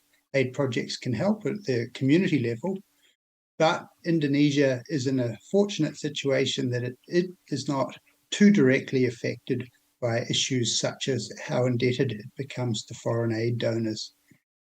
That's a much better situation to be in than the countries of the Pacific are in. And I work most of the time in the Pacific. Those countries are much smaller, their economies are much smaller, and they are much more heavily dependent on foreign aid. But the good news for you in Indonesia is that thanks to the development that has occurred in your country over the last 50 years, you're in a much better situation. Okay, thank you, Professor Wood. Pak Widodo, please. Okay, I need to open my Excel then. Okay, for the Bali, for example, the verification of waste to energy project has finished 2 weeks ago, and we agreed to support the government. The value is our rough calculation is more than 400 billion rupiah per year from state budget, not from aid. So that reflect all our independence from the aid. Thank you. So I think we're very well independent, Bu Gita. So the next question, Pak.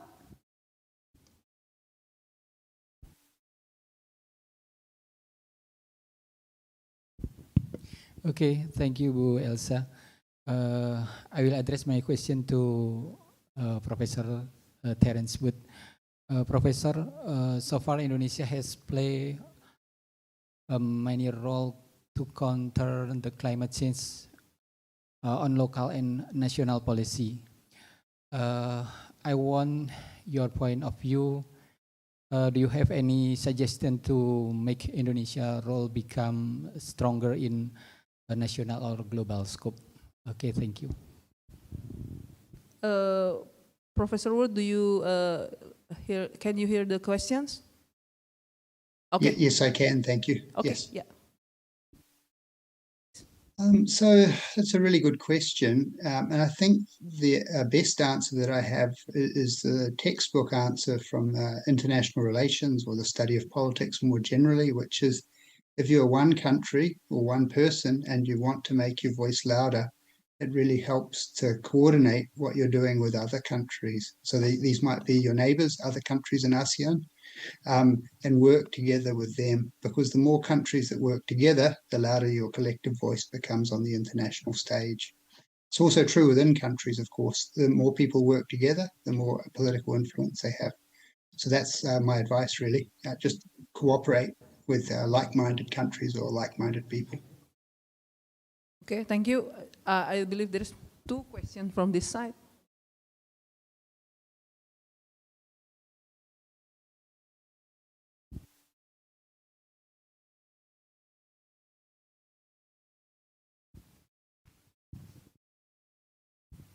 Thank you. Thank you, Kak Elsa. I have several questions. Okay, the first question is probably for Mr. Widodo, Pak Widodo, and Mr. Terence. We know that the climate change is always an issue for the contestation of the politics. Sometimes this regime make the policy to support the climate change, but in another contestation, there might be differences in the policy that is offering by the new what do you call the new participants for the political election. For example, if I'm not mistaken, Mr. Terence, in Australia, I think for about 15 years ago, during the contestation of Tony Abbott and Julia Gillard, I guess, there was a big issues in terms of carbon taxing to the mining companies, and it was a big issue that really, useful for one side, and then maybe not useful for the other contestant. So, what do you think that the government should do to make sure that this program of the support for the climate change is sustained, not only depends on the leader, the current leader, but also sustainable for the future leaders? And the second one is maybe for Pak Widodo. Yeah, I think in terms of green financing, I think Indonesia is too generous for the maybe mining companies. Yeah, we have the programs of downstreaming or rehilirisasi, but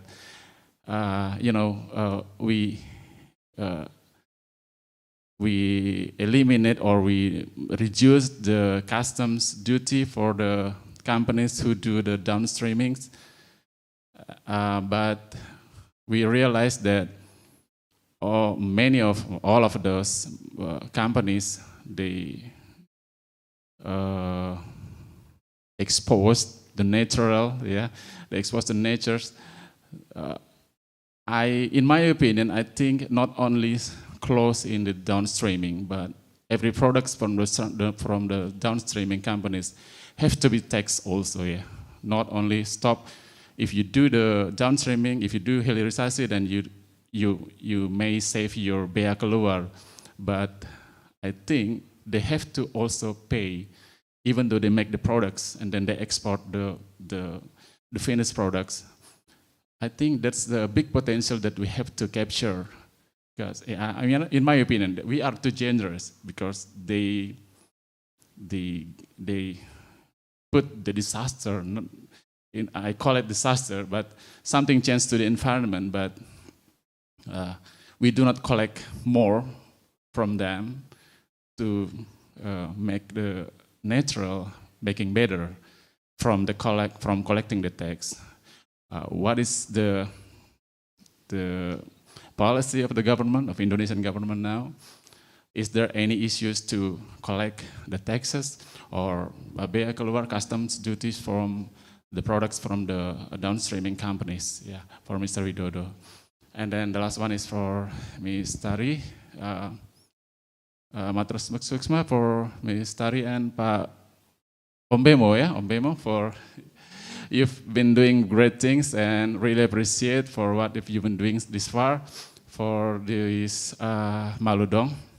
But I think there's a big challenge for the Bali province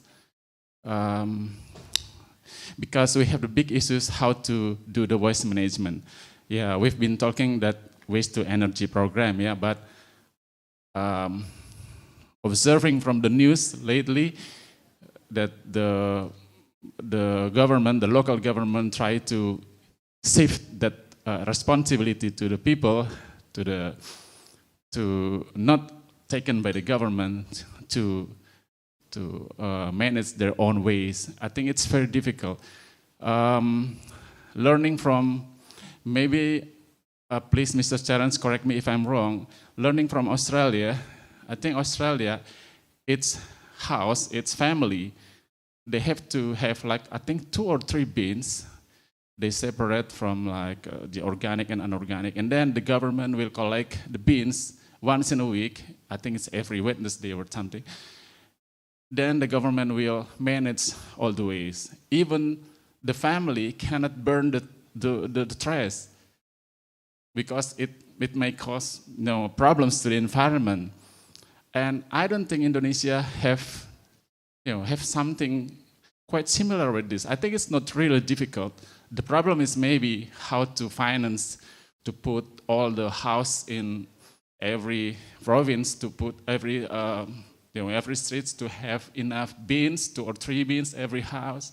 That's a big problem, but I think that's one good thing that the government can then manage the waste. And then they have to find, of course, they have to find how to manage the big issues about the managing all the collecting rubbish and like what we've been having here. Suwung ya, TPA Suwung ya. Because I don't see any good news on how to handle TPA Suwung other than they declaring that they will not receive any more waste to that place. So I think it's very disappointing, and I think that's a big problem for us. I hope maybe Malu can also propose to the government, closer how to make sure that not only from the education, but the government also have to take the big steps to do the management of the waste in Bali. And hopefully that will be the good example from other provinces also in Indonesia, because the waste is the big problems in all provinces in Indonesia. Okay, I think that's all. Thank you very much. Thank you, sir, for giving all the speakers equal opportunity to answers. Okay, first go to you, Professor Terence. All right, thank you. They were great questions. Thank you very much. And on the first question, so I'm a New Zealand citizen, but I live and work in Australia. And I've got an answer for that first question that is probably relevant to Indonesia too. And simply, I mean, the problem in Australia was that Julia Gillard and Kevin Rudd before her ended up in a fight or a political dispute with the very large, powerful, wealthy mining companies that didn't want to pay the mineral super profits tax. And that dispute demonstrated just how powerful those companies were, how much money and how much political influence they have. Likewise, in New Zealand, my own home country, we have large farming or farmers' organisations. So farmers are quite different in New Zealand. The farms are huge, farmers are really rich. And they have an incredibly strong influence on our politics. And because of this, they are able to get away with causing a lot of local environmental damage. And they're also able to get away with greenhouse gas emissions. And when you think of these challenges that emerge from countries' political economies, the only real way that we know of how to try and tackle those challenges is by making use of a vibrant civil society, which presses for transparency and which also applies its own pressure on the government in the country in question. And so in Australia and in New Zealand, often the mining companies or the farmers win their battles. They have too much influence, but sometimes they lose. And the reason why sometimes they lose is because environmental groups and members of civil society who are concerned about the environment work together, and they're able to press back against the power of those large vested interests. So that's a lesson that we've learned, or we're trying to learn in my countries, or New Zealand and Australia, and it's probably also relevant for Indonesia too. And then the other question on the recycling bins that are present in Australia and also in New Zealand, I guess I'm not an expert on waste management, but my understanding is that because people recycle plastic and glass, those materials don't have to go into the landfill. Because that material doesn't go into the landfill, the local government saves money because it running a landfill costs a lot. And with the money that they save, they can then use that money to pay for the bins that people use when they recycle their parts of their trash. So ideally, I guess it can be self-funding, although, as I said, I'm not an expert. Okay, thank you. Please, Pak Widodo. Okay, thank you. About the aid again, thank you for the Australian aid. Australian aid giving me a scholarship to learn about renewable energy technology. I more than 2 weeks in South Australia. I see and in practice how to manage waste, human waste, even human waste from feces into clean water, into fertilizer, from any waste into something, not necessarily into energy. Okay, but when they can do it, Indonesia no, because in Australia, they pay. If they pay the water, they also pay about how to manage their garbage, their sewage, etc. Indonesian government did not do it like that. The government, regional government of Indonesia does not collect that kind of fee. Okay. So it will be sustainable funding from the society to manage the waste. Okay. Tapi nanya hilirisasi ya. Okay. Sorry, I answered your question for you then. Okay, hilirisasi. Okay, where we give free tax, free tariff. Usually I use blackboard. Okay, we give like free tax. I give you an example of apa bahasa Inggrisnya?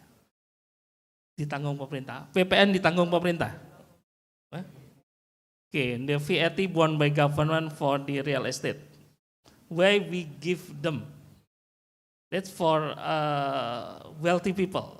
We give the facility for if you want to buy house that value up to 4 billion rupiah in Jakarta, in Indonesia, you don't have to pay VAT. Why? Because when we formulate the policy, we also take a look the benefit. So if we learn about a little bit economic, the GDP comprises from C, consumption, investment, G, government spending, export minus import.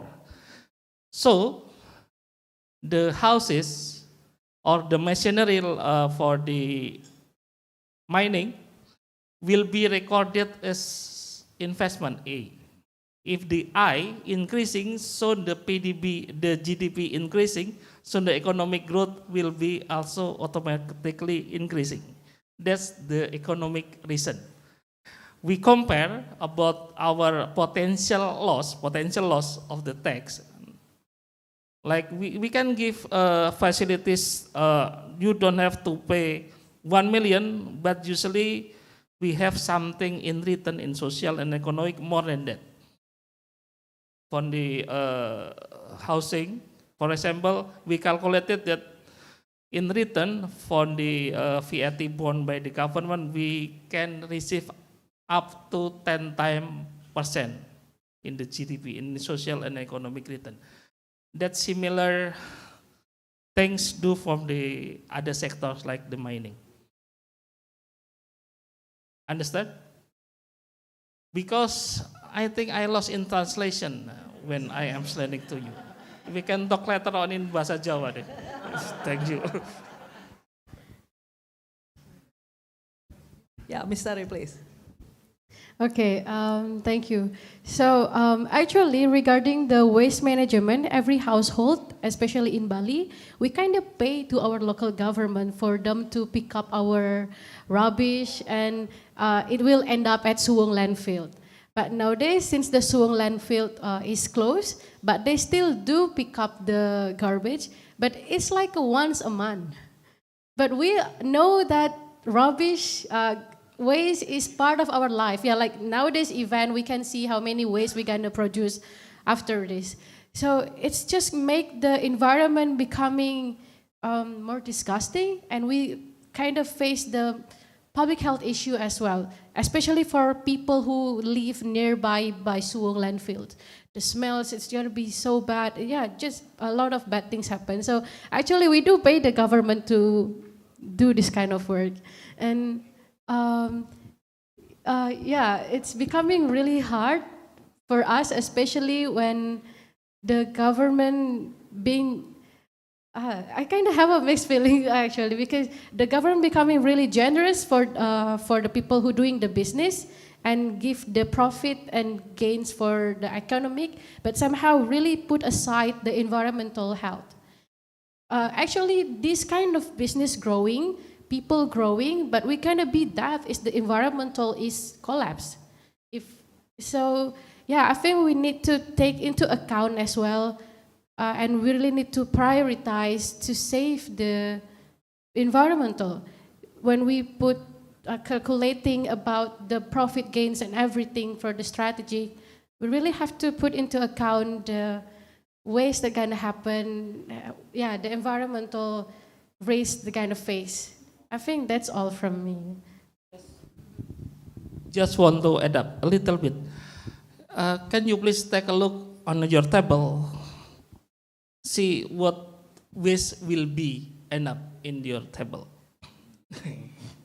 Okay, the true cost, the cost for the garbage elimination in Indonesia is around 1,000 rupiah per kilogram. Usually 50% borne by the local government, 50% by the central government. But the new regulation, the central government will borne it all, 1,000 rupiah per kilogram of the waste. Thank you. So it's all borne by the central government? Okay, thank you very much.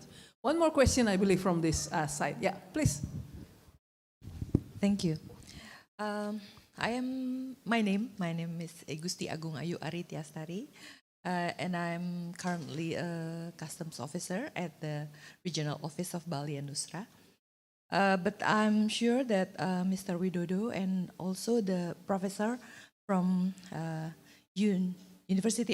National University of Australia will take my question, I hope to, because this is the main question was how to improve the farmers' welfare. Well, a little bit about me. I'm also a farmer, actually. I'm a third generation in Tabanan. And from the 3 decades, I believe, there's no improvement of whatsoever in our welfare. What we call juru tandu. Juru tandu is someone who work for our field, work for our farming, our paddy's field. I also have this data from my dad that all of our paddy fields has been paid the property tax, PBB, Pajak Bumi dan Bangunan. Well, from a study that I have read this morning, suggested that the limited green financing practices in Indonesia, especially in Bali, such as supporting sustainable food crops farming system, sustainable animal husbandry, sustainable industrial forest and organic food and beverage development projects, and also I believe my dad's farming paddies. So I also have this data that, from example, the the farm that the paddies farming that we have several locations. For example, every 3,100 meters squares of paddies, which is in Tabanan, we have to have this production costs in total 1,206,000, and the crops from that, the rice harvest from that, is around 5,600,000 rupiah. And because of the production cost, that makes us only gain 4,394,000, rounded average from time to time, from annually. And then for these workers that we have to pay every 6 months, are variety, but most of them get 50% of our income. It means that from 4 million. So it's around 2,197,000 for them. So, and for the tax, property tax, every annual, and it's annually, of course, it's around 411,000 rupiah. So from that, we could even make our workers increase their welfare. That's the one. By having this as a custom officer also, I couldn't even give the additional help for them, additional for example, every 6 months we have this Galungan and Kuningan celebration, and we don't have any additional, for example, gift for them, because from our income that gain from the paddies has been just finished around a month. So again, what I'm trying to address here, to improve this farmers' welfare is really hard. And I hope from this seminar or this discussion, probably I have the solution, the quick solution for my workers, and or maybe any other that I can do. Even it doesn't mean that a custom officer should have this policy for them, no. But I think maybe from Pak Widodo or Professor maybe can help me on this. I'm also a public servant, but also a farmer. Thank you. So it's regarding farmers' welfare. Okay, let's hear the maybe Professor Terence can have an insight from the experience of farmers in New Zealand or in Australia, and maybe Pak Widodo will complement the explanation. Please, Professor Terence. Well, thank you for the comment and for the question. I actually learned a lot from what you just told us, because I mean, the process of farming is very different here in New Zealand from your experiences in Indonesia. We're a temperate climate, so our farmers tend to produce dairy products and also farm animals such as sheep. So it's really very different from the small holding rice production that you're talking about.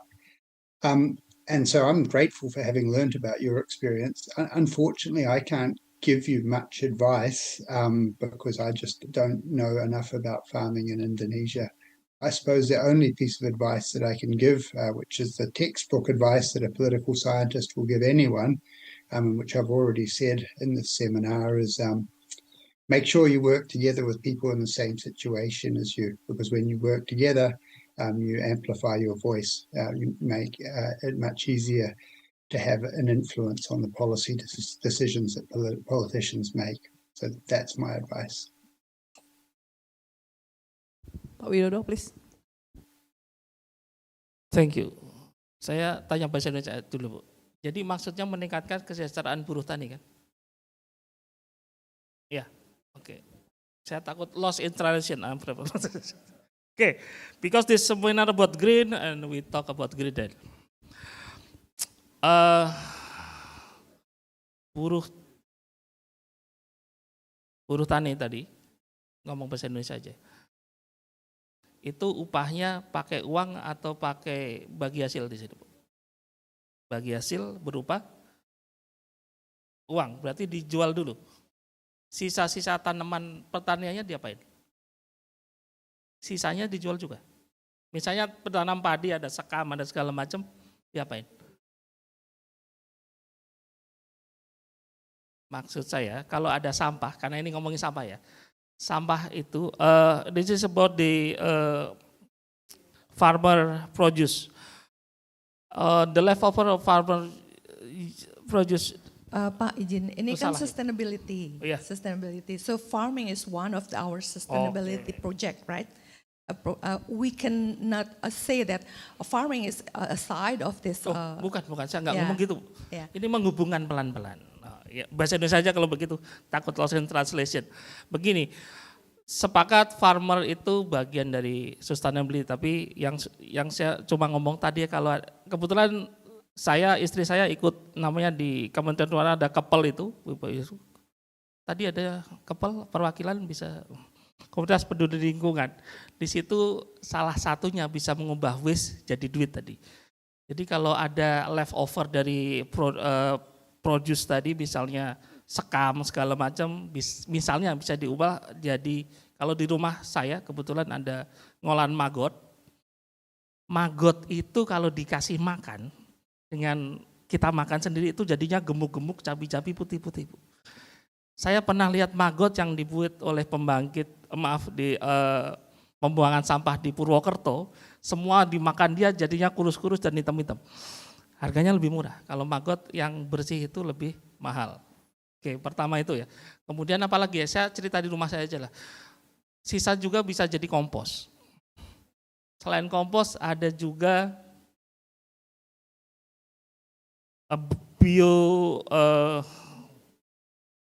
ya, jadi ada namanya pupuk yang cair juga kita bisa bikin. Kompos itu jadi duit juga. Bahkan ini malah curhat di sini. Jadi kalau saya nyeplok telur, kulitnya pun nggak boleh dibuang sama istri saya. Jadi diolah jadi pupuk juga, jadi duit juga itu kiloan. Jadi saya mau ngomong bahwa bisa lewat kerjasama sebagai tadi petani dengan buruh taninya juga, ini jangan sampai ada yang terbuang, bisa jadi duit juga yang pertama itu. Selain kalau ngomong program pemerintah, saya tadi ada cerita, ada misalnya yang kita gerakkan sekarang ada swasembada pertanian, harga pupuk kita kurangi, turunkan, kemudian kita bikin 80.000 KDMP tadi, Koperasi Desa Merah Putih, salah satunya untuk mendukung petani itu, Bu. Dan ada berbagai program lainnya. Sorry Mr. Terence and ladies and gentlemen for talking in Indonesia just to avoid the lost in translation. Thank you. Sudah, okay, yeah. So zero waste ya, Pak ya.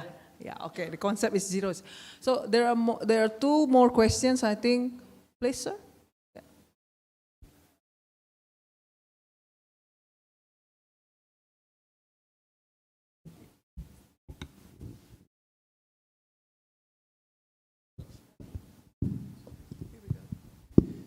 So, sorry, I will leave the gentleman in the front first.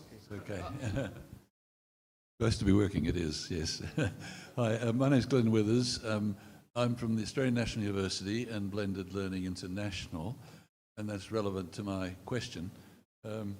We've learnt a lot and had made very clear the imperatives of sustainable development, and we've looked very closely at the way in which we can improve in our sustainability with waste management, with green energy, and even green agriculture has been made clear too, as walking on three legs at this seminar.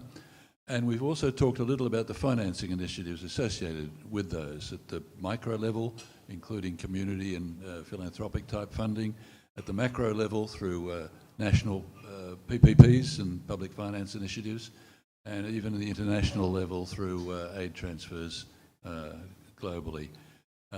Now, all of that, which is appropriately structured by FETA today, is organised by FETA to inform itself and its policies as to how it should go forward appropriately. That is, what is going to be taken away from here is meant to inform FETA's activities.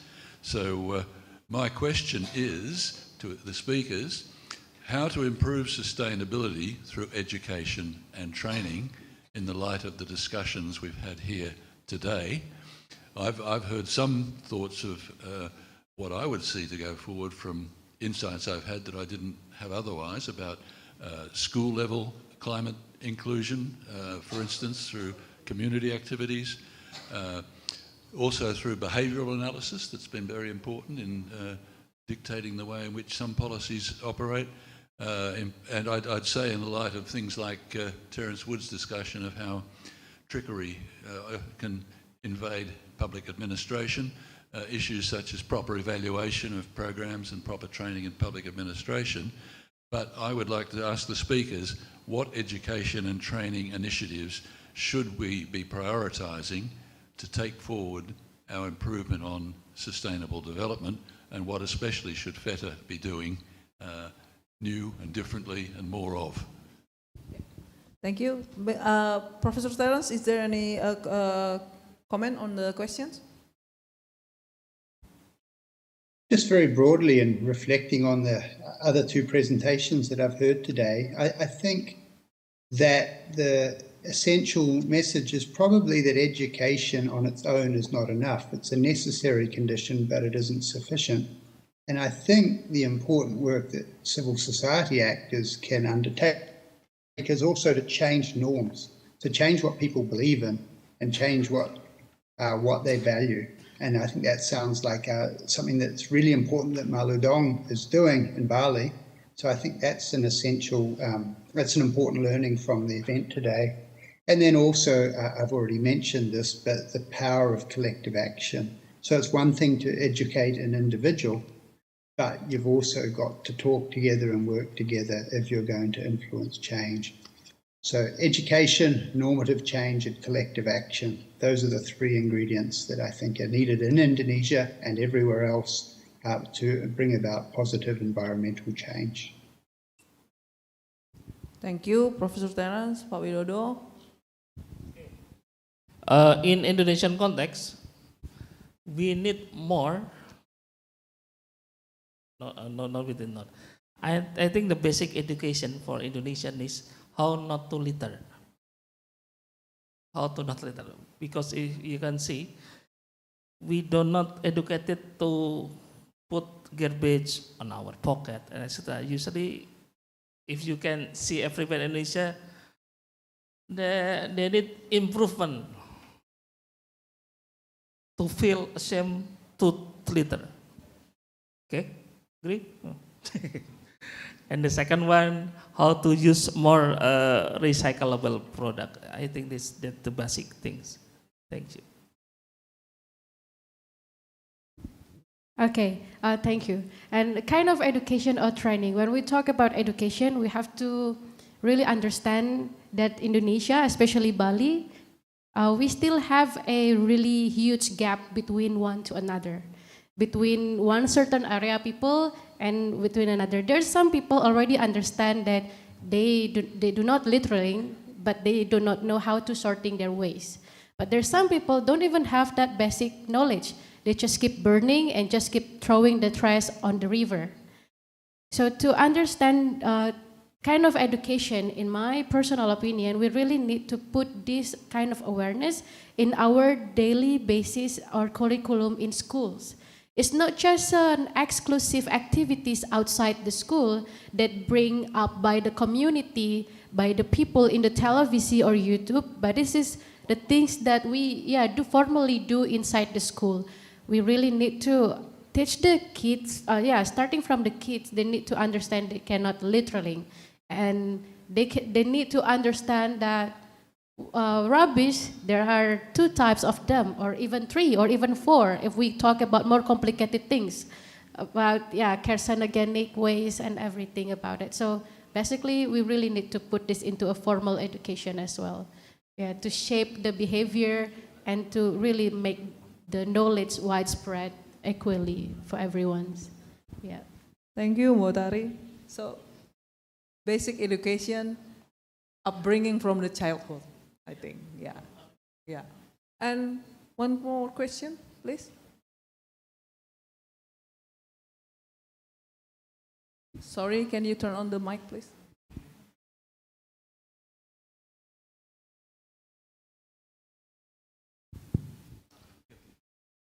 Hi, I'm Enrique Maruri from Colombia. I actually are part of the GDLN board group. I work for Swiss Contact, which is a Swiss company, and we are actually implementing a project to deal with the circular economy. And we bring the knowledge from the Zurich City Town Hall. Zurich recycles 90% of the waste. Santa Cruz de la Sierra, which is a city in Bolivia, and Cali, which is the 3rd largest city in Colombia. So we're sharing knowledge, and we'll be more than happy, to find a way through GDLN to share that knowledge. And 2 things that we are doing. We don't talk about waste. If we continue talking about waste, we will see waste. We need to talk about residues. And we need to find ways to use those residues, to reuse those residues.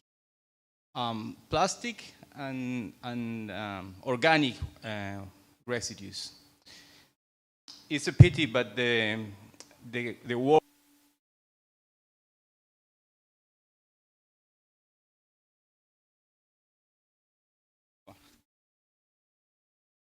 war in Ukraine is bringing new opportunities because chemical fertilizers are coming mainly from that country, and now they are very expensive. I don't know if this is the case in Indonesia, but at least in Colombia, that's the case. So it has brought an opportunity to use organic fertilizers.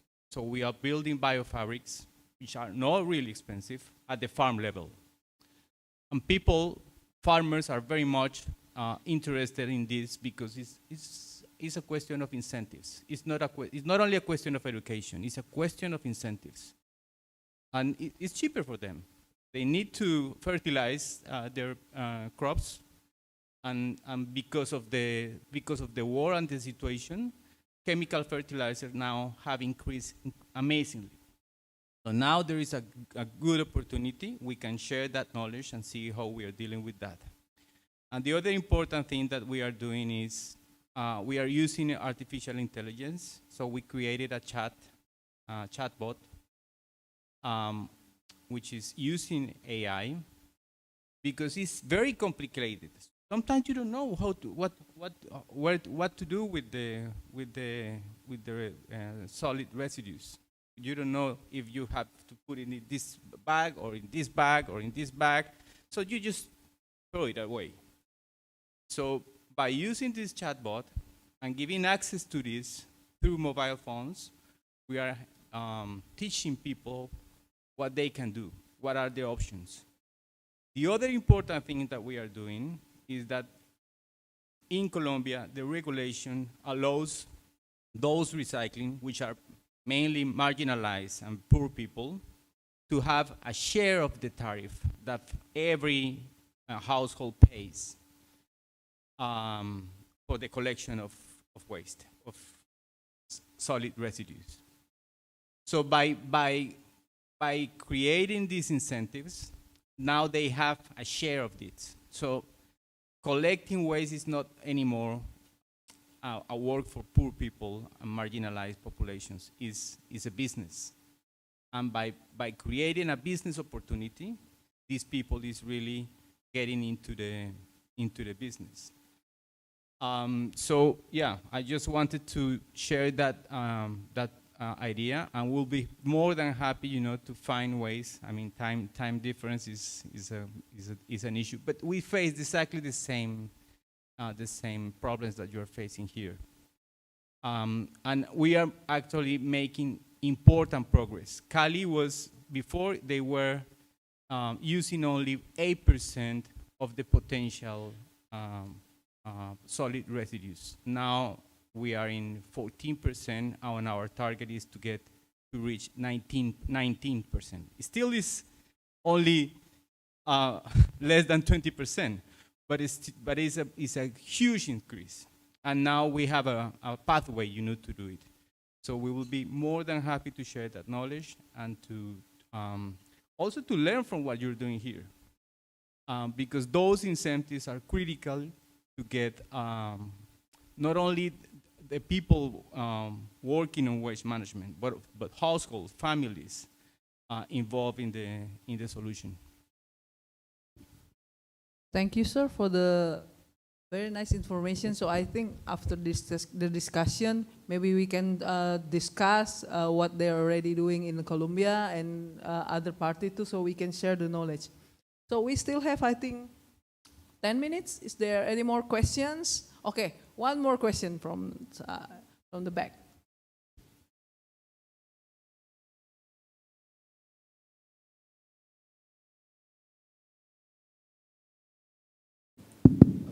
Thank you. Thank you. My name is Ari from Denpasar State Asset Management.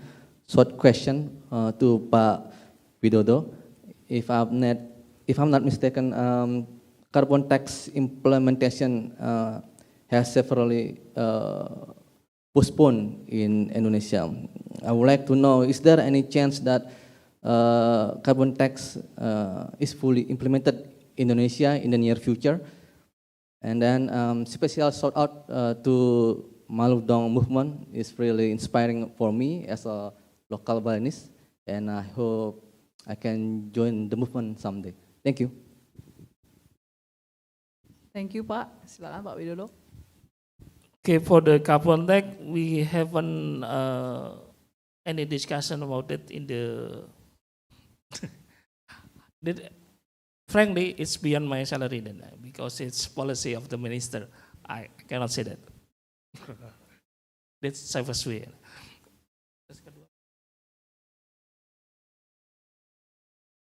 Okay, but don't worry. We still can sell our carbon. So the current price of the carbon per ton is is 3-point-something dollar per ton. It's like 50,000 rupiah per ton. You can still sell it, the carbon. Yeah, thank you. Yeah, you can access in the Indonesian Stock Exchange. Thank you. Thank you, Pak Widodo. And Mbok Tari ini bagaimana? He wants to join. Yeah, I mean, of course, totally welcome to be our volunteer, to be part of our event or programs. So if you guys are interested to be part of our program, you can follow our Instagram, actually, Malu Community. So we usually share all of our information there. If there's any open for volunteers and everything, you are totally welcome there. Yeah. Thank you, Mbok. Any last questions? Yeah, please.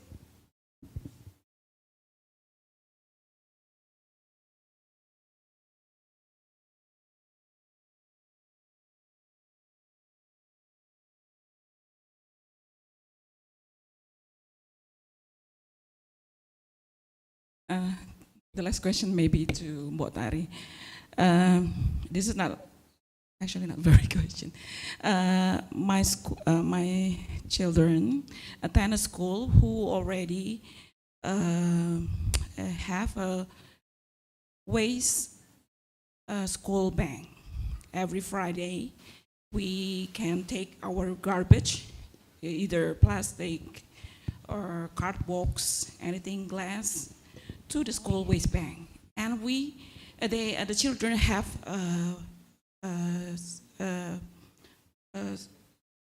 book. They have it is already tabungan, saving, yeah, is saving the saving from that garbage, yeah. So it already implemented for many years ago.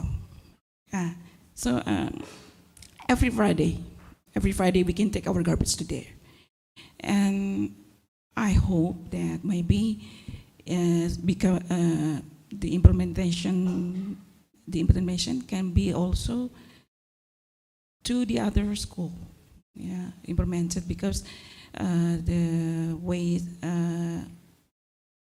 the curriculum also is not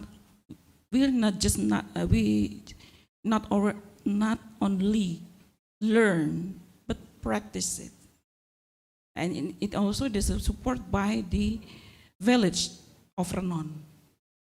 Yeah, the village will take the garbage from the school. Yeah. So hopefully, maybe the other school will also implement it the same ways school bank. So the children already know that not only about the story or the book reading, also from but already implemented it in school. That's my opinion. Thank you. Okay, thank you so much, Ibu, for sharing. And maybe your NGO came also to the school. Oh, sure, we would love to. May I know the name of the school, tennis schools? What the name of the school? High school. Hairan School. Okay, I think my team at the back will note the name of the school. And yeah, actually the movement of we care about the environmental, it's already widespread a lot. Many schools already have their own school banks. Many another communities arise as well. Like we all know, it's not only Malu Dong who taking care about waste, who care about the waste management, but there's many other like Trash Hero, Bali Bersih. Yeah, there's so many kind of others community. And that is also good for us, and it means that our movement have impact. So everyone willing to lead the others also to have the better habit in managing their waste. And also, but that's not make us forget that somehow to really keep the establishment of school banks, it's really need a collective effort by the school and also by the local government in that school. And it's kind of hard to find in any other places. Denpasar, Badung, I call it as a really privileged kind of area in Bali, because the government kindly awake as well, and also the people are kind of well educated, at least more educated than people who are living in the small villages. But the real challenge really be in the small villages, corner of the islands, because they don't even have the idea about, they cannot littering, but yeah, that's the gaps that we are facing right now. And I'm personally so proud as well for the school who can establish this kind of movement and keep them going, because consistency and make them keep alive, that's the real challenge. Yeah, thank you. So thank you everyone for your participation, and I think I will give time for each of the speakers for the closing remarks. Started from Professor Terence. Yeah, thank you very much. It's been a real privilege to have the opportunity to speak to you, and it's also been fascinating for me to learn from your experiences and from your questions. it's been a real opportunity to learn more about Indonesia. So thank you very much. I'm very grateful. I will borrow your quote that start now and do it now. Thank you. Okay, and from Malu Dong community, we would like to say that we are here. We already start our movement, and we hoping the government really can meet us at the center to really synchronize our movement to make the environmental better. Yeah, that's from me. Okay, so I will give my conclusion remarks. So today I think we already hear from everyone here and listen and learning about what everyone already doing, and then what everyone gonna do for the next years for our planet. This is our planet, yeah. So we have to do our share on saving this planet. So there is a classic songs. I think everyone around my age know this song. Kenny Loggins, "Meet Me Halfway." Yeah, younger. Okay, "Meet Me Halfway." It means that everybody already doing their share, so let's meet halfway to save our planets. Thank you very much, and give applause for everyone in here. Have a good day, everyone. Okay, ladies and gentlemen, that concludes today's GDLN seminar on green financing for sustainable development. On behalf of the organizing committee, we sincerely thanks to all the speakers that has been sharing all the knowledge and the materials also. And also to our moderator for today, thank you, Bu Elsa. And not to forget to all the participants for your valuable time and active contributions. We hope today's insight will be foster stronger collaboration toward a more sustainable future. And lastly, because before I close, let me remind you again, we are waiting for your feedback about this seminar. So please fill out the evaluation form. For those on-site participants, you may simply scan the QR codes on your tables. And for the online participants, you may fill out the forms in the link t.kemenkeu.go.id/GDLN Seminar 2025. And also for the certificate will be available starting tomorrow, October 31. And of course the evaluations must be completed no later than today at 6 p.m. Central Indonesian Time or WITA. And we'd like to inform you also for all the participants, you are welcome to enjoy the lunch that was available on the first floor. And we prepared it in eco-friendly packaging for those who want to take it home with them. Yes. For the online participants. Yes, and for the delegates and the organizer, you are welcome to enjoy the lunch in the dormitory dining hall. And we hope you all enjoy not only our seminar today, but also our lunch. Have a wonderful afternoon. I am Ira signing off.